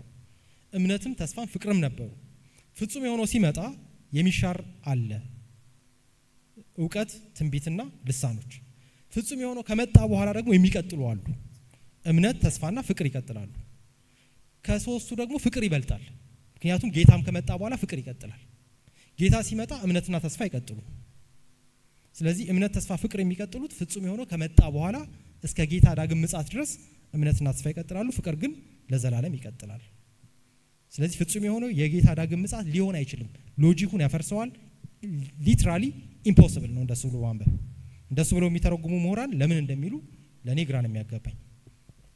ምዕራፍ 12 ቁጥር 11 ስጦታዎቹን የሚሰጠው መንፈስ ቅዱስ በራሱ ፈቃድ ላይ መሰረት በማድረግ ነው። እንዲቀሩ ከፈቀደ ይቀራሉ። ግን እርሱ ብቻ ሳይሆን ብዙዎች ፔንቴኮስታል ካሪዝማቲኮች ከዘፍጥረት ምዕራፍ 1 አንስቶ እስከ ራእይ እስከ መጨረሻው ድረስ መጽሐፍ ቅዱስ በተአምራት የተሞላ ይመስላቸዋል። በእያንዳንዱ ገጽ ውስጥ እሳት ነው የሚታያቸው ወዘተርፈ። መጽሐፍ ቅዱስ ከዘፍጥረት አንስቶ ተአምራት ታጭቀው የሚገኙበት ዘመን 3 ዘመን ብቻ ነው። አንደኛው የሙሴና የተከታዩ የኢያሱ ዘመን በአመት ከቆጠርኑ የአንድ ትውልድ ዘመን ይሆናል፣ የ60 ዓመት ገደማ። በማስከተል ኤልያስና ኤልሳ አንድ ጄኔሬሽን የ60 ዓመት እድሜ ገደማ። በማስከተል ኢየሱስና ደቀ መዛሙርቱ። መጽሐፍ ቅዱስ በተአምራት የተሞላ አይደለም። ተአምራት የተደረጉባቸው ታሪካዊ ክስተቶች ጥቂት ናቸው። በኢያሱ በሙሴና በኢያሱ በኤልያስና በኤልሳ በኢየሱስና በክርስቶስ ተአምራት የተደረጉበትን ጊዜ ካየን አዳዲስ ነገሮች የመጡበት ነው። በማንኛውም ጊዜ ቀድሞውንም ተአምራት ይደረግ ነበር ማለት አንችልም። የመጽሐፍ ቅዱስ ፓተርን ጋር የሚስማማው አሁን ሲዝ አድርጓል የሚለው ምልከታ ነው።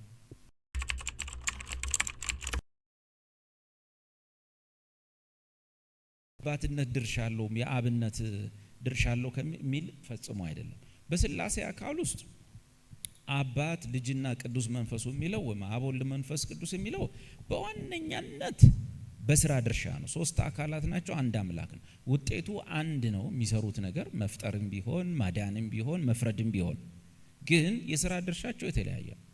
ለምሳሌ በመፍጠር ሂደት ውስጥ አብ ዘ ዲዛይነር ነው። የምናየውን ሁሉ ዲዛይን የአብ ዲዛይን ነው።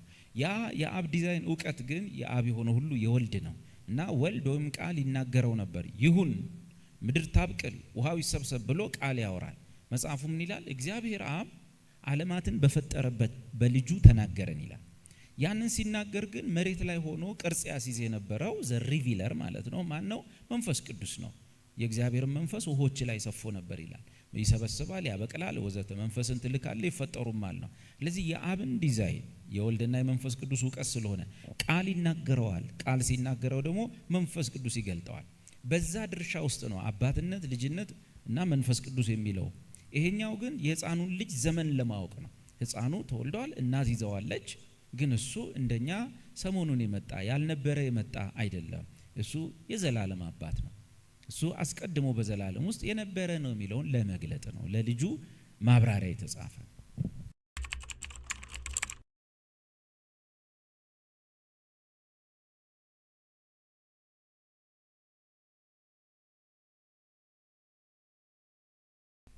በጭራሽ አይጋጭም።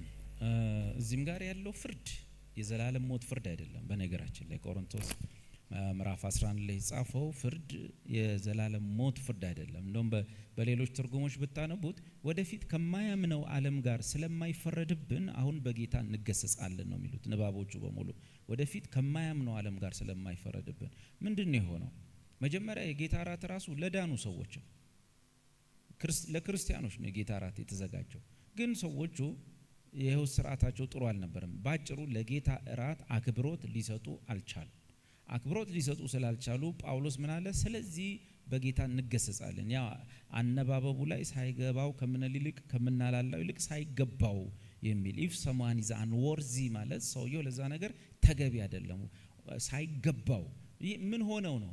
ምዕራፍ 1 ላይ ጥሩ ሰዎች አይደሉም፣ ክርስቲያኖች ናቸው። በነገራችን ላይ አንደኛ ቆሮንቶስ ምዕራፍ 1 ከቁጥር 1 ጀምሮ በቆሮንቶስ ላለች የእግዚአብሔር ቤተክርስቲያን ብሎ ነው የሚጀምረው። የእግዚአብሔር ቤተክርስቲያን በክርስቶስ ኢየሱስ ለተቀደሱት ብሏል። ግን ከዛው ከምዕራፍ 1 ጀምሮ ስንጀምር ጥሩ አስተማሪ ስለሌላቸው ኤቲካሊ ብዙ ችግር አለባቸው። ምዕራፍ 1ም ላይ ችግር አለባቸው። ምዕራፍ 2ም ላይ እርስ በርሳቸው ይለያያሉ። ምዕራፍ 3ም ላይ ጳውሎስን ያሙታል።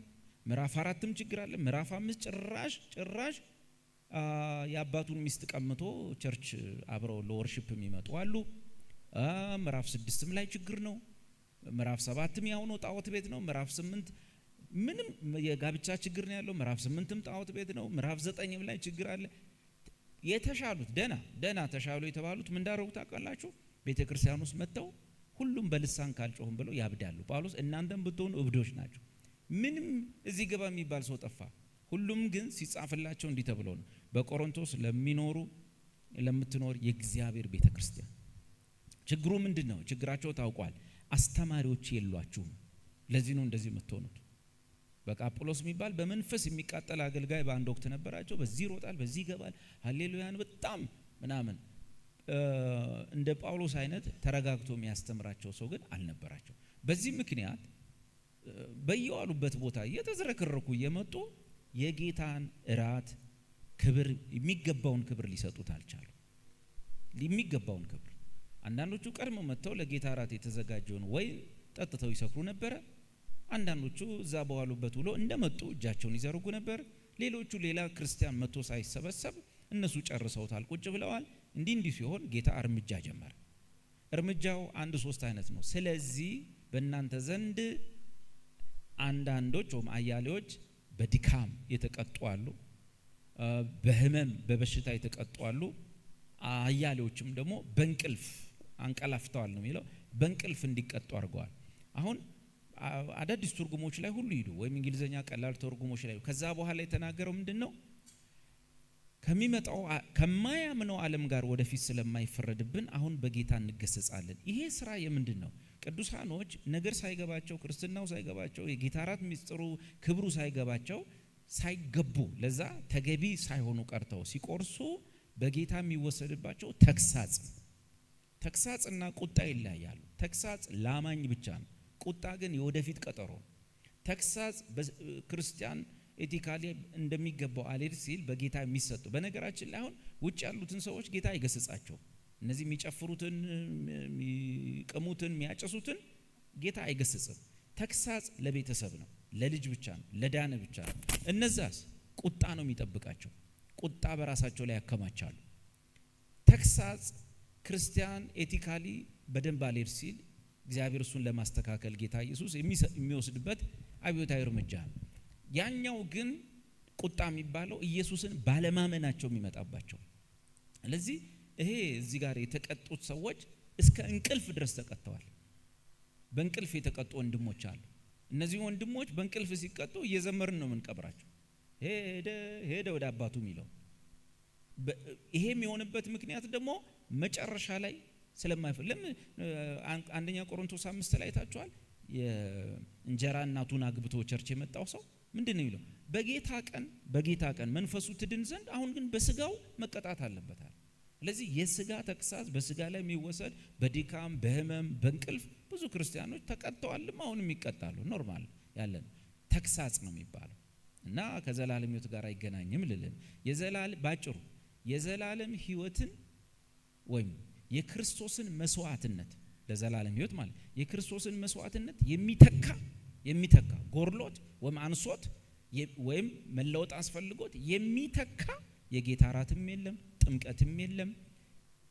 ያንን ቀራንዮ ላይ የቀረበውን ነገር መተካት የሚችል ወይም ጎርሎ ማሟላት የሚችል ምንም አይነት ለቤተ ክርስቲያን የሰጣ ስርዓት የለም። የጌታ እራትም ቢሆን የውሃ ጥምቀትም ቢሆን ሌላውም ነገር ቢሆን ምንሰጠው ስጦታ ይሁን ማናቸውም ነገር መስቀል ላይ ተፈጸመ የተባለውን የተፈጸመውን ነገር ላይ ጎርሎትም አይሞላም፣ ጎርሎት አይሞላም ወይ ደግሞ አያግዘው። ደህንነት ሙሉ በሙሉ ያለቀው በክርስቶስ ሰውነት ላይ በተፈጸመ ፍርድ ነው። በዛ ቁርባን ላይ በወረደ የእግዚአብሔር አብ ቁጣን እዛ ጋር አልቋል። የቀረው ነገር ሁሉ በሌላ ምክንያት ይደረጋል። እነሱም ደግሞ የቤቱ ስርዓት ነው። ስናበላሽ ተክሳጻለን፣ እንገስጻለን። ጥቂት ለመጨመር ሳይገባው የሚለው ሲጠብቅና ሲላላ ያው ሳይገባው የሚለው አለ። ኪንግ ጄምስ ቨርዥንን ካያችሁት እርሱም አሻሚ ነው። አንወርዚሊ ወርዚ ሳይሆን ማለት ነው፣ ወይስ ወርዚ ባልሆነ ማነር። ግሪኩም እንደዛው አሻሚነት አለው። አሻሚውን ቃል መሸከም የሚችል አማርኛ ቃል መኖሩ ጦር ነው፣ በግላችን እንድናስብ ያግዘናል። ሶ ዴቭ ያለውን ሙሉ ለሙሉ ገዝቼ ተጨማሪ ቁጥር 18 ለጌታ እራት ወይም እንደ ማህበር ሲሰበሰቡ ያለባቸው አንዱ ችግር መለያየት ነው። በመጀመሪያ ወደ ማህበር ሲሰበሰቡ በመካከላችሁ መለያየት እንዳለ ሰማለሁ ብሏል። ስለዚህ የጌታ እራትን የወሰዱ ግን በመካከላቸው የማህበረሰባዊ ክፍፍልን መሰረት ያደረገ መከፋፈል አለ፣ ወይም ሶሻል ስትራታ ባሮች አሉ፣ ወይ ደግሞ ባለጠጎች ደግሞ በሌላ በኩል አሉ። የተከፋፈለች ቤተክርስቲያን ነች። የተከፋፈለችው በሶሻል ክላስ ነው። የጌታ እራት ስትወስዱ የጌታ እራት እኮ በጌታ ሞትና ትንሣኤ ዙሪያ የሚደረግ ሴሌብሬሽን ነው። እርሱም ሁሉንም አማኝ እኩል የሚያደርግ የመስቀል ላይ ስራ ነው። በተግባር ግን ተሰብስባችሁ ትከፋፈላላችሁ ይላል። ስለዚህ ይህንን የጌታ እራትን አለመረዳት ነው። የጌታ እራት እኩል ነው የሚያደርገን የሚለውንም እያለ ነው።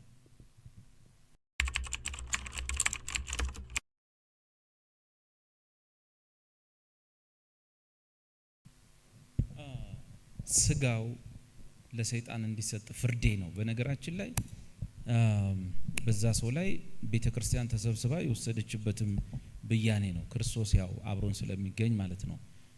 ያ ቆሮንቶስ 5 ሰው ማለት ነው። ከድሮ ከብሉይ ኪዳን ዘመን ጀምሮ ሰይጣን በአማኞች ስጋ ላይ ምንድነው ሲያደርግ የነበረው? በአማኞች ስጋ ላይ ኢዮብን መውሰድ እንችላለን። በኢዮብ ላይ ኢዮብ ጻድቅ ነው። ጻድቅ ስላችሁ ያው በዛ ዘመን መስፈሪያ ማለት ነው። ኢዮብ ጻድቅ ነው።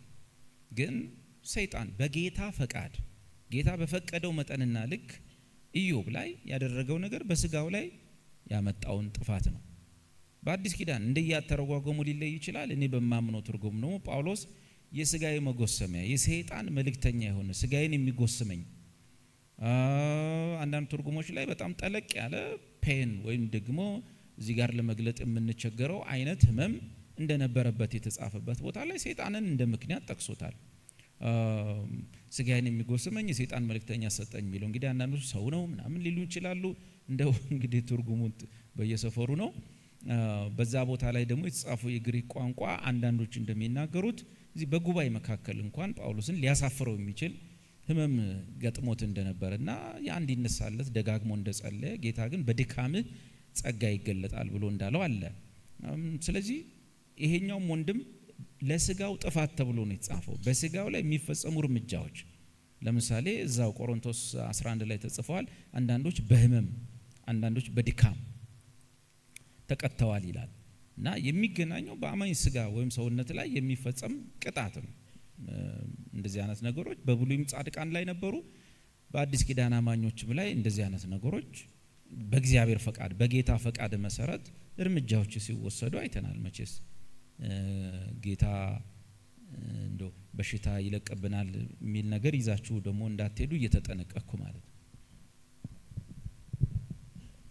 አማራጭ ትርጉምም ላይጠፋ ይችላል። ቁጥር 1 የአባቱ ሚስት ያገባ ሰው በመካከላችሁ አለ ካለ በኋላ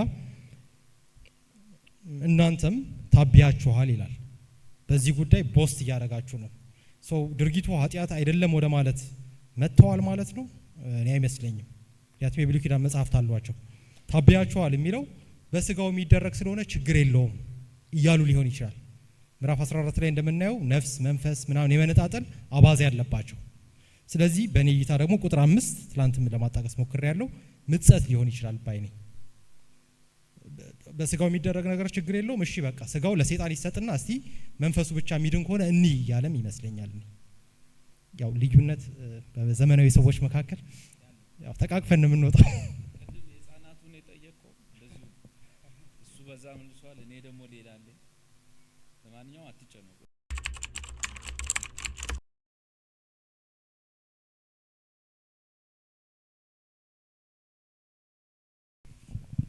ያዕቆብ መልእክት ምዕራፍ 5 ላይ የቤተ ክርስቲያን ሽማግሌዎች ለታመሙ ሰዎች እንዲጸልዩ ትእዛዝ ተሰጥቷል። ስለዚህ ለታመሙ ሰዎች መጸለይ አለብን። በእርግጥ የታመመ ሁሉ አይሞትም።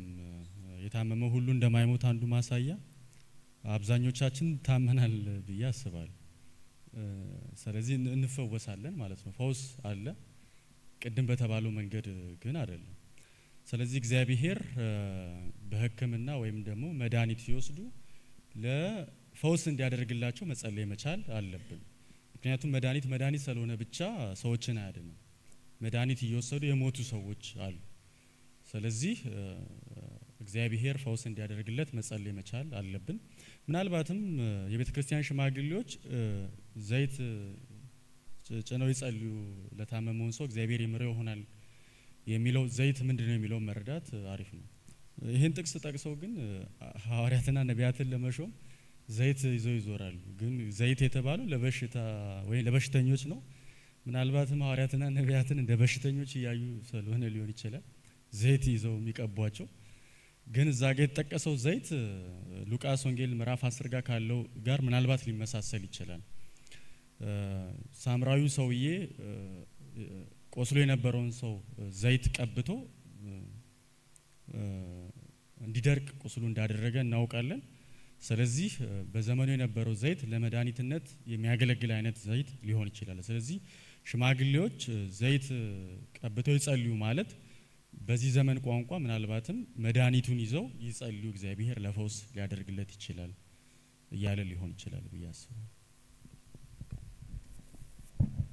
ያው መቼስ ያው ጥያቄ ስለሆነ እናስተናግደው እንጂ እንጸልይ ወይ ተብሎ አይጠየቅም።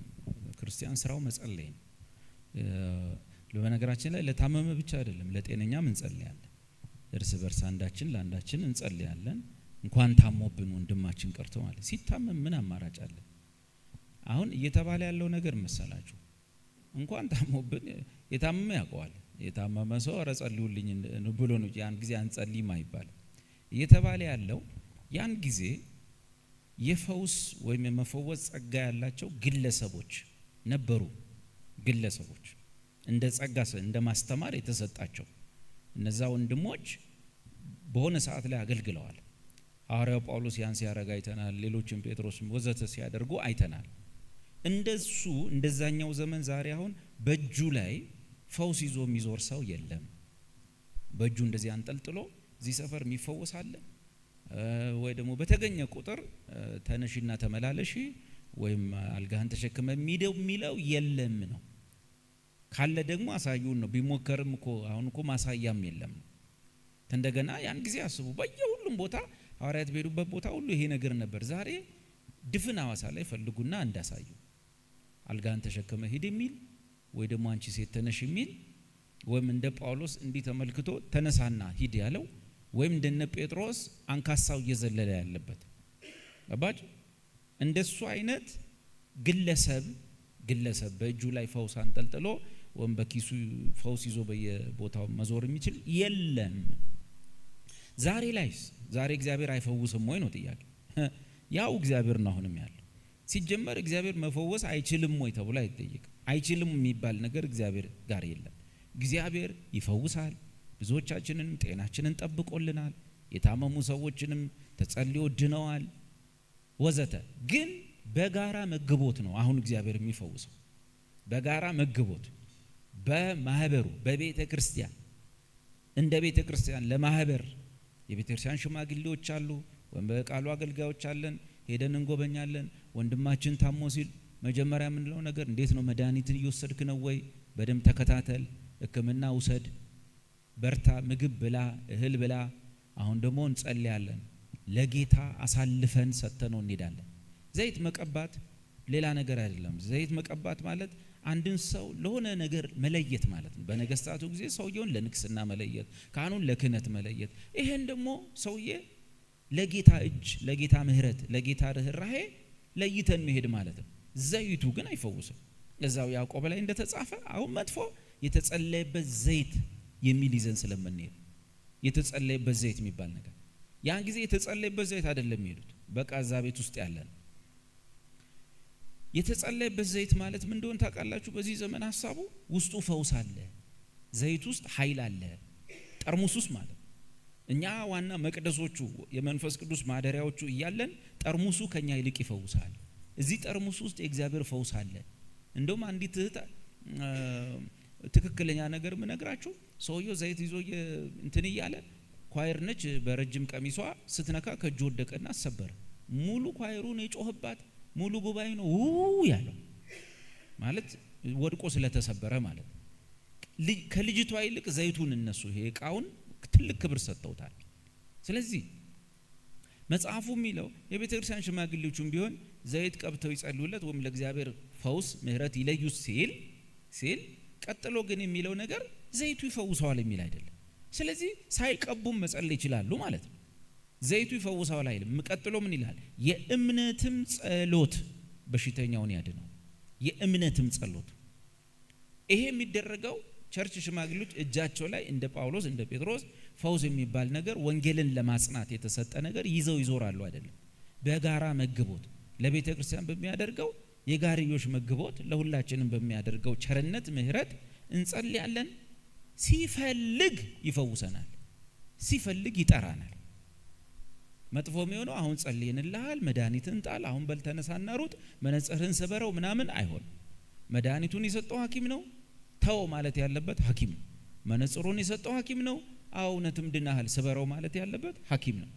ድሮ ግን እንደዛ አይደለም። አልጋህን ተሸክመ ተነሳና ሂድ፣ እንደዚህ ይሁን፣ በቃ ዳይሬክት ነው፣ ቀጥታ ነው ፈውሱ። እያየ ነው ቁርጭምጭሚቱ ውስጥ ይጸናል፣ እየዘለለ ይሄዳል። እሱኛውን አይነት ማንጠብቅበት ምክንያት መሰላችሁ? ብንጠብቅም እስካሁን የለም፣ ብንጠብቅም የለም። ያኔ እዛ ጋር ቆመ ምን ይደረግ?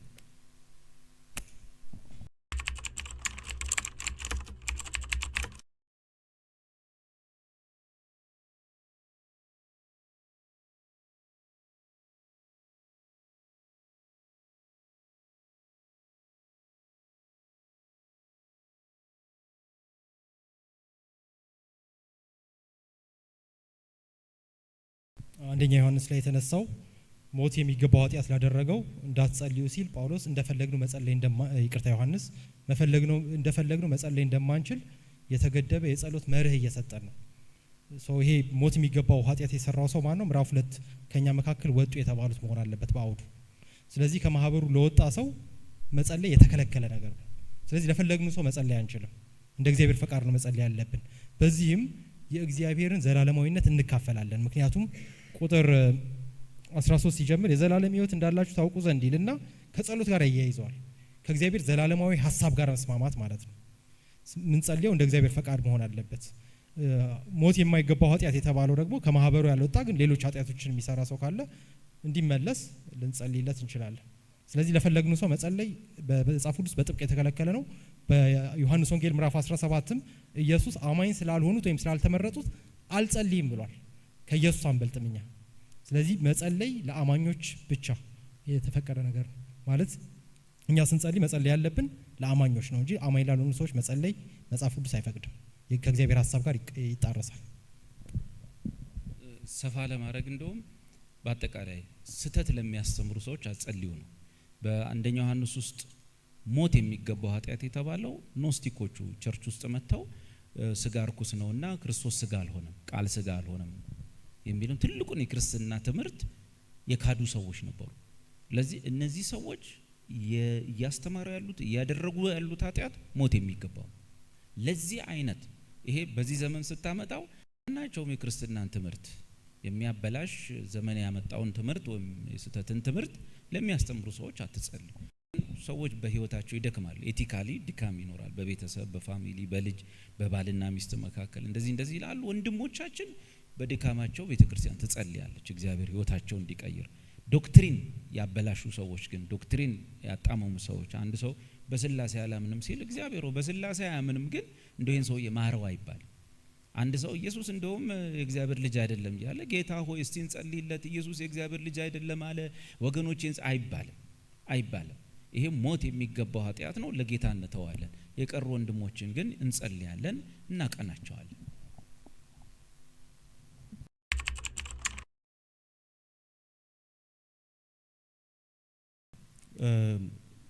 የስብከት ልዩነት ኖሮ ሳይሆን ጴጥሮስ ግብዝ ስለሆነ ነው የተቃወሙ እንጂ በቴዎሎጂ አይደለም፣ በዶክትሪን አይደለም የተጋጩት። ጴጥሮስ ለማስመሰል ሲሞክር ጳውሎስ ፊት ለፊት ተቃውሞታል። ይሄንን ያደረገበት ምክንያት አህዛብን አይቶ ከአህዛብ ሸሽቶ ከአይሁድ ጋር መሆኑ ለሌሎች ሰዎች የሚሰጠው ኢምፕሊኬሽን ጥሩ ስላልሆነ ከዚህ የተነሳ ፊት ለፊት ተቃውሞታል።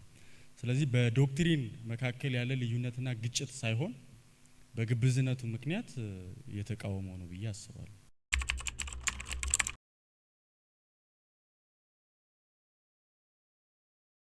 ይህ ጥያቄ የሚገርመው በሁሉም ዘመናት የሚነሳ ጳውሎስም እንደሚነሳው አውቀው ጥያቄውን ጠይቆ መልስ የሰጠበት ነው። ስለዚህ ጳውሎስ የሰጠው መልስ ነው መልሳችን ሊሆን የሚገባው። ሮሜ ምዕራፍ 9 እስከ ቁጥር 18 እንግዲህ የሚወደውን ይመረዋል የሚወደውንም እልከኛ ያደርገዋል። የሚወደው ማለት እንደፈለገው ነው ማለት ነው። እንዳይድን የፈለገውን እንዳይድን ያደርገዋል፣ እንዲድን የፈለገውን ምሕረት ያደርግለታል ይልና ቁጥር 19 ላይ እንግዲህ ይህን በተመለከተ ምን እንበል ብሎ ጥያቄ ይጠይቃል። ከዛ መልሱ ምንድነው? ከኢዮብ ኤኮ ያደርግና ያጣቅስና አንተ ሰው ሆይ ማን ነህ ወደሚለው ያዞረዋል። ስለዚህ እግዚአብሔርነቱን መሰረት ባደረገ መልኩ እየሰራ ነው። ስለዚህ እግዚአብሔር አትሁን እንዴት ትለዋለህ ማለት ነው። አንዱን መርጦ አንዱን የሚተው ማለት የእግዚአብሔር ማንነት ነው፣ ባህሪው ነው። ከብሉይ ኪዳን ጀምሮ የተገለጠበት ነው። ስለዚህ ኦልሬዲ ጊዜ ስለሌለ ጊዜ መቆጠብ ስላለብኝ ነው። ጳውሎስ አንስቶት ራሱ የመለሰው ጥያቄ ነው። እግዚአብሔርን ለምን እንዲህ ያደረክ የሚለው የለም። እሺ እነዚህን መወሰን መጠራት ራሱ ያው ጸደቅን ነው አጸደቃቸው ነው። ሁሉ በሱ ተጀምሮ ያለቀ ነገር ነው። ጅማሬውን ፍጻሜ መዳናችንም ራስ እሱ ነው። የእምነታችን ጀማሪን ጨራሽም እነዚህን ጥቅሶች ስታገኙ በዋነኛነት ይሄን ትምህርት መማማር ያስፈልገበት ምክንያት ወም ጳውሎስ እንደዚህ ተጨንቆ እንዲጽፍ ያደረገው የዚህ በየቦታው ላይ አስቀድሞ ያወቃቸው እያለ እንዲጽፍ ያደረገበት ዋናው ምክንያትን እንዳንረሳው ያስፈልጋል። አሁን እኛ እግዚአብሔር መረጣን እነዛ ደግሞ የታባታቸው እንድንል አይደለም የተፈለገው ነገር። መልእክቱ ጳውሎስም የጻፈው በደጅ ላሉት አይደለም እዚህ ላለ ነው። ስለነሱም ስለኛም የጻፈው እዚህ ላለ ነው። ምን ሊያሳየን ነው? በዋነኛነት የተፈልገው በመዳናችሁ ጉዳይ ላይ እግዚአብሔር ሉዓላዊ ነው። ልክ በመፈጠራችሁ ጉዳይ ላይ እግዚአብሔር ሉዓላዊ እንደሆነ በደህንነታችሁም ጉዳይ ላይ እግዚአብሔር ሉዓላዊ ነው። ማንም ሰው እዚህ ውስጥ በእግዚአብሔር የደህንነት ስራ ውስጥ ተሳታፊም የለም፣ አድራጊ ፈጣሪም የለም፣ እግዚአብሔርን የሚያገዘው የለም። አንድ ይሄ። ሁለተኛ በእግዚአብሔር ፍቅር እንድትገረሙ። የእግዚአብሔር ፍቅር እኔ ማን ነኝ? ዳዊት ከሜዳ ተነስቶ እንደዚህ አይነት ወንበር ላይ ነው ቁጭ ሲያደርገው እኔ ማን ነኝ አለ። እኛ ደግሞ ከሞት አንስቶ ከልጁ ጋር ሲያስቀምጠን የሚገርም ነው ብለን በእግዚአብሔር ፍቅር እንድንተማመን፣ ቀጥሎ ደግሞ ከሁሉም በላይ ያለ ስጋት እንድትኖር ጳውሎስ ሮሜ 5 ላይ እንዳለ እዛ ገና እያለን ከልጁ ጋር ህይወት የሰጠን ከዚህ በኋላ ከዳንማ በህይወቱ እንድንዳለን ከሙታን እኮ ተነስቷል ኢየሱስ ከዚህ በኋላማ ልንጠፋ አንችልም ብለን ተረጋግተን እንድንኖር በእግዚአብሔር ፍቅር ላይ ልባችንን እንድናሳርፍ እንድንገረም ምክንያቱም እነዚህም በጻፈባቸው ንባቦች ላይ አንድ የሚጠቀመው ቃል አለ። እንግዲህ ምን እንላለን? ስለዚህ ነገር ምን እንላለን? የተፈለገው እንድንገረም ደስ የተሰኘን ክርስትናችን ነው። መመረጣችን እንዲገርመን፣ ሉዓላዊነቱ እንዲገርመን፣ እኛ ምንም እጃችን እንዳልገባ እሱና ልጁ በሰሩ ስራ ውስጥ እንዳልተሳተፍን እያወቀን እንድንኖር ነው። ይሄን ግብ እንዳትርሱ። እዛኛው ጋር እንዲና እንዲ እነዛ እኛ ያለን ጳውሎስ በቃ አንተ ሰው ሆይ ብሎ ቅድም ስለጨረሰ ሸክላ ሰሪ አንዱን ለውርደት አንዱን ለክብር ይሰራዋል። ይሄ እሱ የልዑል ዕውቀቱ ነው፣ ሉዓላዊ ማዳኑ ነው። በዚህ ጉዳይ በሉዓላዊ ማዳኑ ላይ እግዚአብሔር አይከሰስ አይወቀስ ነው። ዋናው ነገር እንኳን ይሁዳን አላደረከኝ፣ እንኳን ጌታን አልሸጥኩ፣ እንኳን ጫካው እጄ አንገቴን አላነኩኝ፣ እንኳንም ከነ ጴጥሮስ ወገን አረከኝ ብለን እንድንኖር ነው። ግቡንና ዓላማውን እንዳንረሳ፣ በዛ ደስ መሰኘታችንንም እንዳናቆም፣ ልባችንንም እናሳርፍ። ትምህርቱ ግቡ ውጤቱ እሱ ነው ለማለት ነው። እየሰጋችሁ ዘመናችሁ እንዳትኖሩ ነው። ሁለት አረፍተ ነገር ለመጨመር መመረጥ አስቀድሞ መወሰን የሚለው አስተምሮ በጸጋ መዳን የሚለው እንዳይሸራረፍ ያደርገዋል። በጸጋ መዳን በምርጫ ካልሆነ ጸጋ የሚባለው ትርጉም ያጣል። ሮሜ ምዕራፍ 11 በጸጋ ካልሆነ በስራ ነው፣ በምርጫ ካልሆነ በጸጋ አይደለም። እና ብዙዎቹም በጸጋ ነው መዳን ግሬስ አሎን ሲባል አዎ ይሉና በምርጫ አይደለም ይላሉ። በምርጫ ካልሆነ በጸጋ አይደለም። ስለዚህ በጸጋ የሚለው አስተምሮ እንዳይሸራረፍ ጳውሎስ ከብዙ አቅጣጫ ባካፕ ይሰጠዋል። አንዱ አስቀድሞ መመረጥ አንኮንዲሽናሊ ኢሌክትድ መሆን ነው።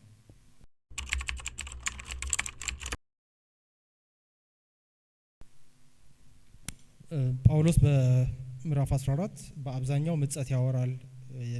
ልሳን የሚለውን ቃል ሲጠቀም በምጸት ይጠቀመዋል ተባለ እንጂ እያንዳንዱ የቃሉ አገልግሎት ምጸት ነው አላልንም። ለምሳሌ አንደበት የሚለውን ወይም ኦርጋናችንን ለመግለጽ ይህንኑ ልሳን የሚለውን ቃል ይጠቀማል። አዛት ፖይንት ምጸት አይደለም። እኔ ከእናንተ ይልቅ በብዙ ልሳኖች እናገራለሁ ሲል ብዙ ቋንቋዎች ይችላለሁ ማለት ግሪክ፣ ዕብራይስጥ፣ አረማይክ ሊሆን ይችላል። አዛት ፖይንት ምጸት አይደለም። ምጸት የሆነው የቱ ጋር ነው፣ ምጸት ያልሆነው የቱ ጋር ነው የሚለው ጥንቃቄ የሚፈልግ ጥናት መሆን አለበት። ለዚህ ነው አንደኛ ቆሮንቶስ 14 ከባድ ነው የሚባለው። በጥንቃቄ ለያይተን ምጸቱ የቱ ጋር ነው፣ ሊትራሊ ሆነው የቱ ጋር ነው የሚለውን መለየት ያስፈልጋል። ለምሳሌ ጆን ማካርተር የሚባሉ ሰው በብዛት ምጸት ነው ብለው ያምናሉ። እኔ ግን ከሳቸው ትንሽ ራመድላለሁ። በሳቸው ላይ ተመስርቼ ያደግኩ ስለሆንኩ ቢውልድ ሳረገው ትንሽ ከሳቸው ሰፋ አረገዋለሁ የምጸቱን መጠን፣ እሳቸው ደግሞ ከኔ ያሳነሱታል። ስለዚህ ይሄ ልዩነት ይኖራል። የሚያስማማን ላይ ተስማምተን እንቀጥላለን እንጂ ሙሉ ለሙሉ ምጸት ነው ስላልተባለ ጥያቄው አሳሳቢ አይሆንም ማለት ነው።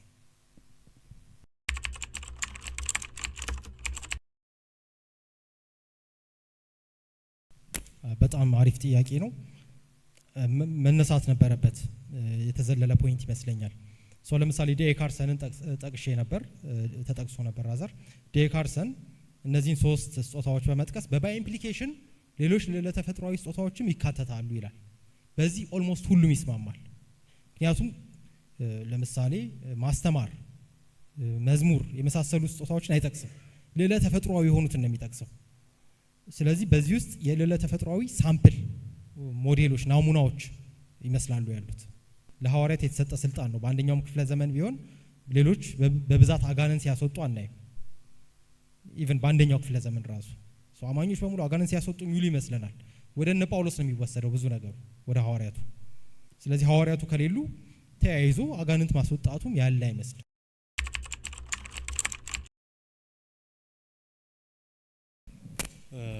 ማቴዎስ ወንጌል ላይ ጌታ ኢየሱስ ክርስቶስ የተናገረው ለዚህ ጥሩ መልስ ይሆናል ብዬ አስባለሁ። ወንድም ቢበድልህ፣ በእርግጥ አማርኛው ነው እንደዛ የሚለው፣ ወንድም ቢበድል ነው የሚለው። ፐርሰናል ላይሆን ይችላል፣ ኃጢአት ቢያደርግ ሊሆን ይችላል። ሄዳ አንተ ብቻውን አውረው፣ አልሰማም ካለ 2 እና 3 የቅርብ የሆኑትን አናገራቸው። እነሱንም አልሰማም ካለ ለቤተ ክርስቲያን ንገር። እነሱንም አልሰማም ካለ መጨረሻ ላይ እንደ ኃጢአተኛ እንደ አረመኔ ይቆጠርና ከቤተ ክርስቲያን ይባረር ይላል። ኃጢአት የሰራውን ሰው በመጀመሪያ ደረጃ ለማቅናት መስራት፣ ለሱ መጸለይ አለብን። ገላትያ መጽሐፍ ምዕራፍ 6 ላይ እንደሚነግረን የደከመውን ሰው ስቶ ያለውን ሰው እንድንሸከመው መጽሐፍ ቅዱስ ይነግረናል። ግን ደግሞ ያንን የምንሸከምበት ምክንያት ሰውየውን ለማቅናት ካለን ፍላጎት አንጻር እንጂ ኃጢአት በኃጢአትነቱ እየቀጠለ እንዲሄድ ወይም ደግሞ ለኃጢአት አነስተኛ የሆነ አመለካከት ስላለን አይደለም። ሰው ነው፣ ይሳሳታል፣ ኃጢአት ይሰራል። ኃጢአት የሰራውን ሰው ግን የመጀመሪያው እርምጃ ሰውየው እንዲመለስ ማድረግ ነው። በዛ እርምጃ ካልተመለሰም እንደገና አሁንም የምናደርገው ስቴፕ ሰውየውን ለመመለስ ነው። ሁለተኛ የምንሰራው ወደ ቤተ ክርስቲያንም የሚካሄደው ርቀት በቀጥታ ለማውገዝ አይደለም። በዋናነት ምናልባት ቤተ ክርስቲያንን የሚሰማ ከሆነ ተብሎ ነው። ይሄን ሁሉ ስቴፕ ካለፈ ቀጥሎ ሌላ ምንም ማድረግ ስለማይቻል ማህበሩን ለመጠበቅ የእንደሱ አይነት ኃጢአት በቤተ ክርስቲያን ውስጥ እንዳይባዛ ይህንን አይነቱን ሰው ከቤተ ክርስቲያን እንድናስወግደው መጽሐፍ ቅዱስ ይነግረናል። ስለዚህ በዋናነት ሰውየውን ለመመለስ ይሰራል። ሰውየው ላለመመለስ ቁርጠኛ ከሆነና ይህንን ኃጢአት በማህበሩ ለማባዛት የሚሞክር ከሆነ ይባረራል ማለት ነው። ለዚህ ጥሩ ማሳያ የሚሆነው አንደኛ ቆሮንቶስ 5 ነው። የአባቱን ሚስት ያገባ የሚለው በጣም ጠንካራ አገላለጽ ነው። ንስሐ ሊገባ ፍቃደኛ ያልሆነ ማለት ነው። በዝሙት ወይም ብቻ በጾታዊ ግንኙነት የወደቀ ብቻ ማለት አይደለም። በቃ በዚሁ ነው የምቀጥለው ምን ታመጣላችሁ አይነት ያለ ጉባኤውም አብሮት የተስማማ ተመክታችኋል ይላል። ስለዚህ በእንግሊዝኛ አንሪፔንታንት የሆነ ትክክል ነኝ ብሎ የሚከራከረውን ግን ኦብጀክቲቭ በሆነ በመጽሐፍ ቅዱስ መለኪያ ኃጢአት በተባለው ጉዳይ ላይ ከመካከላችሁ አውጡት ይላል። ነገር ግን ኃጢአት ለመተው እየታገለ ያለውን ግን አውጡት የሚል አይመስለኝም። እሱ ማገዝ ያስፈልጋል። ማገዝ ሲባል ግን ሌላውን እየበከለስ ከሆነ እርሾ የሆነ ሊጡን እያቦካውስ ከሆነ ያኔ በጋራ ጥበብ ወይም በኮሌክቲቭ ዊዝደም ቢገለል ይሻላል ተብሎ ሊወሰን ይችላል። ዋናው ግን መታገር ያለበት ወይም ከማህበሩ መውጣት ያለበት አንሪፔንታንት የሆነ እምቢ ያለ ሰው ነው። እንግዲህ በቤተ ክርስቲያናችንም ካሉ አፈጻጸሞች ተነስተን ለማውራት ነው። መጽሐፍ ቅዱስ ውስጥ ኃጢአት በእርሾ ተመስሏል። አሁን ጌዲዮን እንዳነሳው ማለት ነው። በእርሾ ተመስሏል። የትምህርትም ይሁን የስነ ምግባር ጉዳይ ማለት ነው። ቆሮንቶስ 5 ላይ የስነ ምግባር ነው እርሾ ተብሏል። ለዚህ በሌላ አቅጣጫ ለመመለስ ነው መልሱን። እነሱ ኦሬዲ መልሰውታል። መጀመሪያ አንድ ሰው ወደዛ አይነት ህይወት እንዳይገባ የሚገባውን ትምህርት መስጠት ያስፈልጋል። ትምህርት በሌለበት ሰው በሄደ ቁጥር መከራ መብላት፣ ለማቅናት መሰቃየት ብዙ ነው። ለዚህ መጀመሪያ ማህበሩ በእግዚአብሔር ቃል እንዲታነጽ በእግዚአብሔር ቃል ላይ መጀመሪያው ነገር ብልሽቱ እንዳይፈጠር መስራት በተቻለ መጠን። ሌላ ሰው ነውና ሰው ደግሞ ይሰናከላል ወይም ደግሞ በኃጢአት ልማድ ውስጥ ይገኛል። ያ ሰው መቼስ ሰው ስቶ አንድ ጊዜ ሊበድል ይችላል፣ ሁለቴ ሊበድል ይችል ይሆናል። ያን ሰው የማቀናት ስራ ሌላው እና አምጥተን እየመከርነው በእግዚአብሔር ቃል እንደዚህ እናደርገዋለን። ሶስተኛና እልከኛ ሲሆን እንዳልነው በማህበር እኔ ተነስቼ ውጣ እሱ ተነስተ ራሱ ውጣ እየተባባልን አይደለም። እንደ ማህበር ቤተክርስቲያን አምናበት በሽማግሌዎች ዞር እንዲደረግ ይደረጋል። ይሄን በእርሾ ማስረዳት ይቻላል። ጳውሎስ የዚህን ወንድም ኃጢአት ከእርሾ ጋር ነው ያመሳሰለው። እንደዚህ ካላረጋችሁበት ጥቂቱ እርሾ ብዙውን ሊጥ ያቦካል። ኦኬ ይሄ ነገር ይሄ ለካ ምንድነው እንጀራ እናቱን ማግባት ለካ ይሄ ሴክሹዋል ኢሞራሊቲ ለካ እንደ ይቻላል ብሎ ሌላውም እንዲያምን ያደርጋል። ስለዚህ መፍትሄው ምንድነው? እርሾ ሊጡን እንዳያቦካ የመጀመሪያ እርምጃ ሊጥ ውስጥ እርሾ እንዳይኖር መከላከል፣ እርሾ እንዳይገባ ማድረግ። በቃ የመጀመሪያ በእግዚአብሔር ቃል በትምህርት ምናምን እንዳይገባ ማድረግ። እርሾ ግን ገባ። አንድ ወንድማችን በዛ ውስጥ ተገኘ። በሆነ ወይ ሱሰኛ ሆነ ወይ ጫት ውስጥ ገባ ወይ ወደ ዓለማዊነት ሄደ። እንደዛ ሲሆን ይሄ ሰው እዚህና እዛ ያለ ስላለ ሁለተኛ እርሾ ሊጥ ውስጥ ከገባ ማድረግ ያለብን ነገር እርሾ እንዳይስፋፋ ማድረግ። እርሾ ግን እንዴት ነው ማይስፋፋ ነው? እርሾ ማይስፋፋው እሳት ላይ ስትጥደው ታነሳውና ሊጡን እሳት ላይ ታስቀምጠዋል። ከዛች እሳት ካገኘበት ጊዜ ጀምሮ መስፋፋት አይችልም። ያ ማለት ምንድነው? በቤተ ክርስቲያን በዛ ሰው ላይ እርምጃ መውሰድ ነው፣ ፍርድ መስጠት ነው። ያን ሰው ከማህበር ገለል በልልን ይባላል። እንደዛ እናደርጋለን፣ ይደረጋል።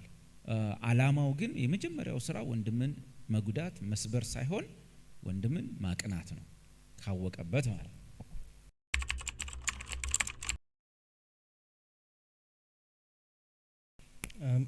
መንፈሳዊ እውቀት ብቻ ሳይሆን ማንኛውም እውቀት ተግባራዊ ህይወታችንን ላይቀይር አይችልም። ልዩነቱ የሚቀይርበት ፍጥነት ነው። እዚህ ላይ ሲኤስ ሉዊስ የሚናገረው በጣም ጥሩና ገላጭ ይመስለኛል። ክርስቲያን ሆኖ ግን ስታዩት ክርስቲያን የማይመስል ሰው አኗኗሩ በቃ ክርስቲያን የማይመስል ነገር ከሆነ ይልና ክርስቲያን ከመሆኑ በፊት የነበረውን ብታዩ ምን ትላላችሁ ይላል። ሰው ቀድሞ ከነበረበት ላይሻሻል አይችልም። የሚሻሻልበት ፍጥነት ከግለሰብ ግለሰብ ይለያያል። ግን እንደዛም ሆኖ መንፈሳዊ በሚለው ምድብ ውስጥ መግባቱ አይቀርም። ምክንያቱም መንፈሳዊ የሚያስብለው ኢየሱስ ጌታ ነው የሚለው ኮንፌሽን ስለሆነ። ስለዚህ መንፈሳዊ እውቀት ኖሮት ያልተቀየረ ሰው የሚባል ነገር የለም። ስለዚህ ጥያቄው ራሱ ልክ አይሆንም። ያልተቀየረ የሚባለው አንዳንዶች የሚሉት ምናልባት ልክ እንደኔ አይነት ስላልሆነ እያሉ ሊሆን ይችላል። መለኪያው እኔ አይደለሁም። የሚለካው ግለሰቡ ከክርስቶስ ጋር ባለው ግንኙነት ነው። ከቀደመው እና የአሁኑ ሁኔታው መካከል ያለው ልዩነት ነው መለኪያው።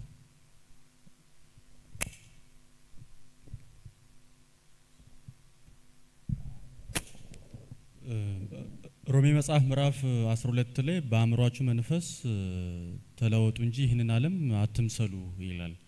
ይህንን ዓለም ላለመምሰል ያለን አማራጭ አእምሯችን እየታደሰ ስለ እግዚአብሔርና ስለ እግዚአብሔር ስራ፣ ስለ እግዚአብሔር ሕዝብ ያለን ምልከታ መቀየር አለበት። ይሄ ሲቀየር ይህንን ዓለም እንዳንመስል እንደረጋለን። ኤፌሶን መጽሐፍ ምዕራፍ 4 ላይ በአእምሯችሁ መንፈስ ታደሱ የሚል አለ። ወይም ደግሞ ኒው ሊቪንግ ትራንስሌሽን እንደሚለው መንፈስ አእምሯችሁን ያድሳል ይላል። ለምንድን ነው መንፈስ አእምሯችንን የሚያድሰው? አእምሯችን ከተቀየረ፣ አእምሯችን ውስጥ ትክክለኛው የሆነ የእግዚአብሔር እውቀት ከገባ ህይወታችንን የመለወጥ አቅም አለው። ቅድም ደግሞ ጌዲ እንዳለው ምናልባትም ከኛ ህይወት ጋር ሌሎች ሰዎችን አነጻጽረን ከሆነ የሚበልጡንና ከዛ ደግሞ ከኛ የሚያንሱን ሰዎች በእኛ እይታ ልናገኝ እንችላለን። ግን እግዚአብሔር እኛ በምናየው መንገድ ስለማያይ እሱ በሚያይበት መንገድ መለወጡና አለመለወጥን የሚወስነው እሱ ነው። እኛ ባየነው እይታ ግን የኛ እይታ ሁልጊዜ ብዥታ ስላለበት እንዲና እንዲያ ነው የተለወጠውን አልተለወጠም፣ ያልተለወጠውን ሰው ተለውጧል እንል እንችላለን። ስለዚህ ከኛ አንፃር መገምገሙ ልክ ላይሆን ይችላል። ጨርሰናል። እቺን ብዬ ለመሄድ ነው። ምናልባት ጥያቄው የእግዚአብሔርን ቃል እያወቁ ማይቀየሩ መሪዎች አሉን። እንግዲህ በየቦታው የታዘባቸው ነገሮች ይኖራሉ። የእግዚአብሔርን ቃል ማወቅና የቃሉን ብርሃን ማግኘት በጣም ይለያያል። መጽሐፍ ቅዱስ መያዝ ይቻላል፣ ዘፍጥረትን በቃል ማጥናት ይቻላል።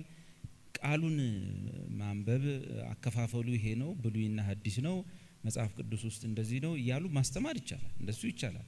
ቃሉን ማወቅና የቃሉ ብርሃን በጣም የተለያዩ ናቸው።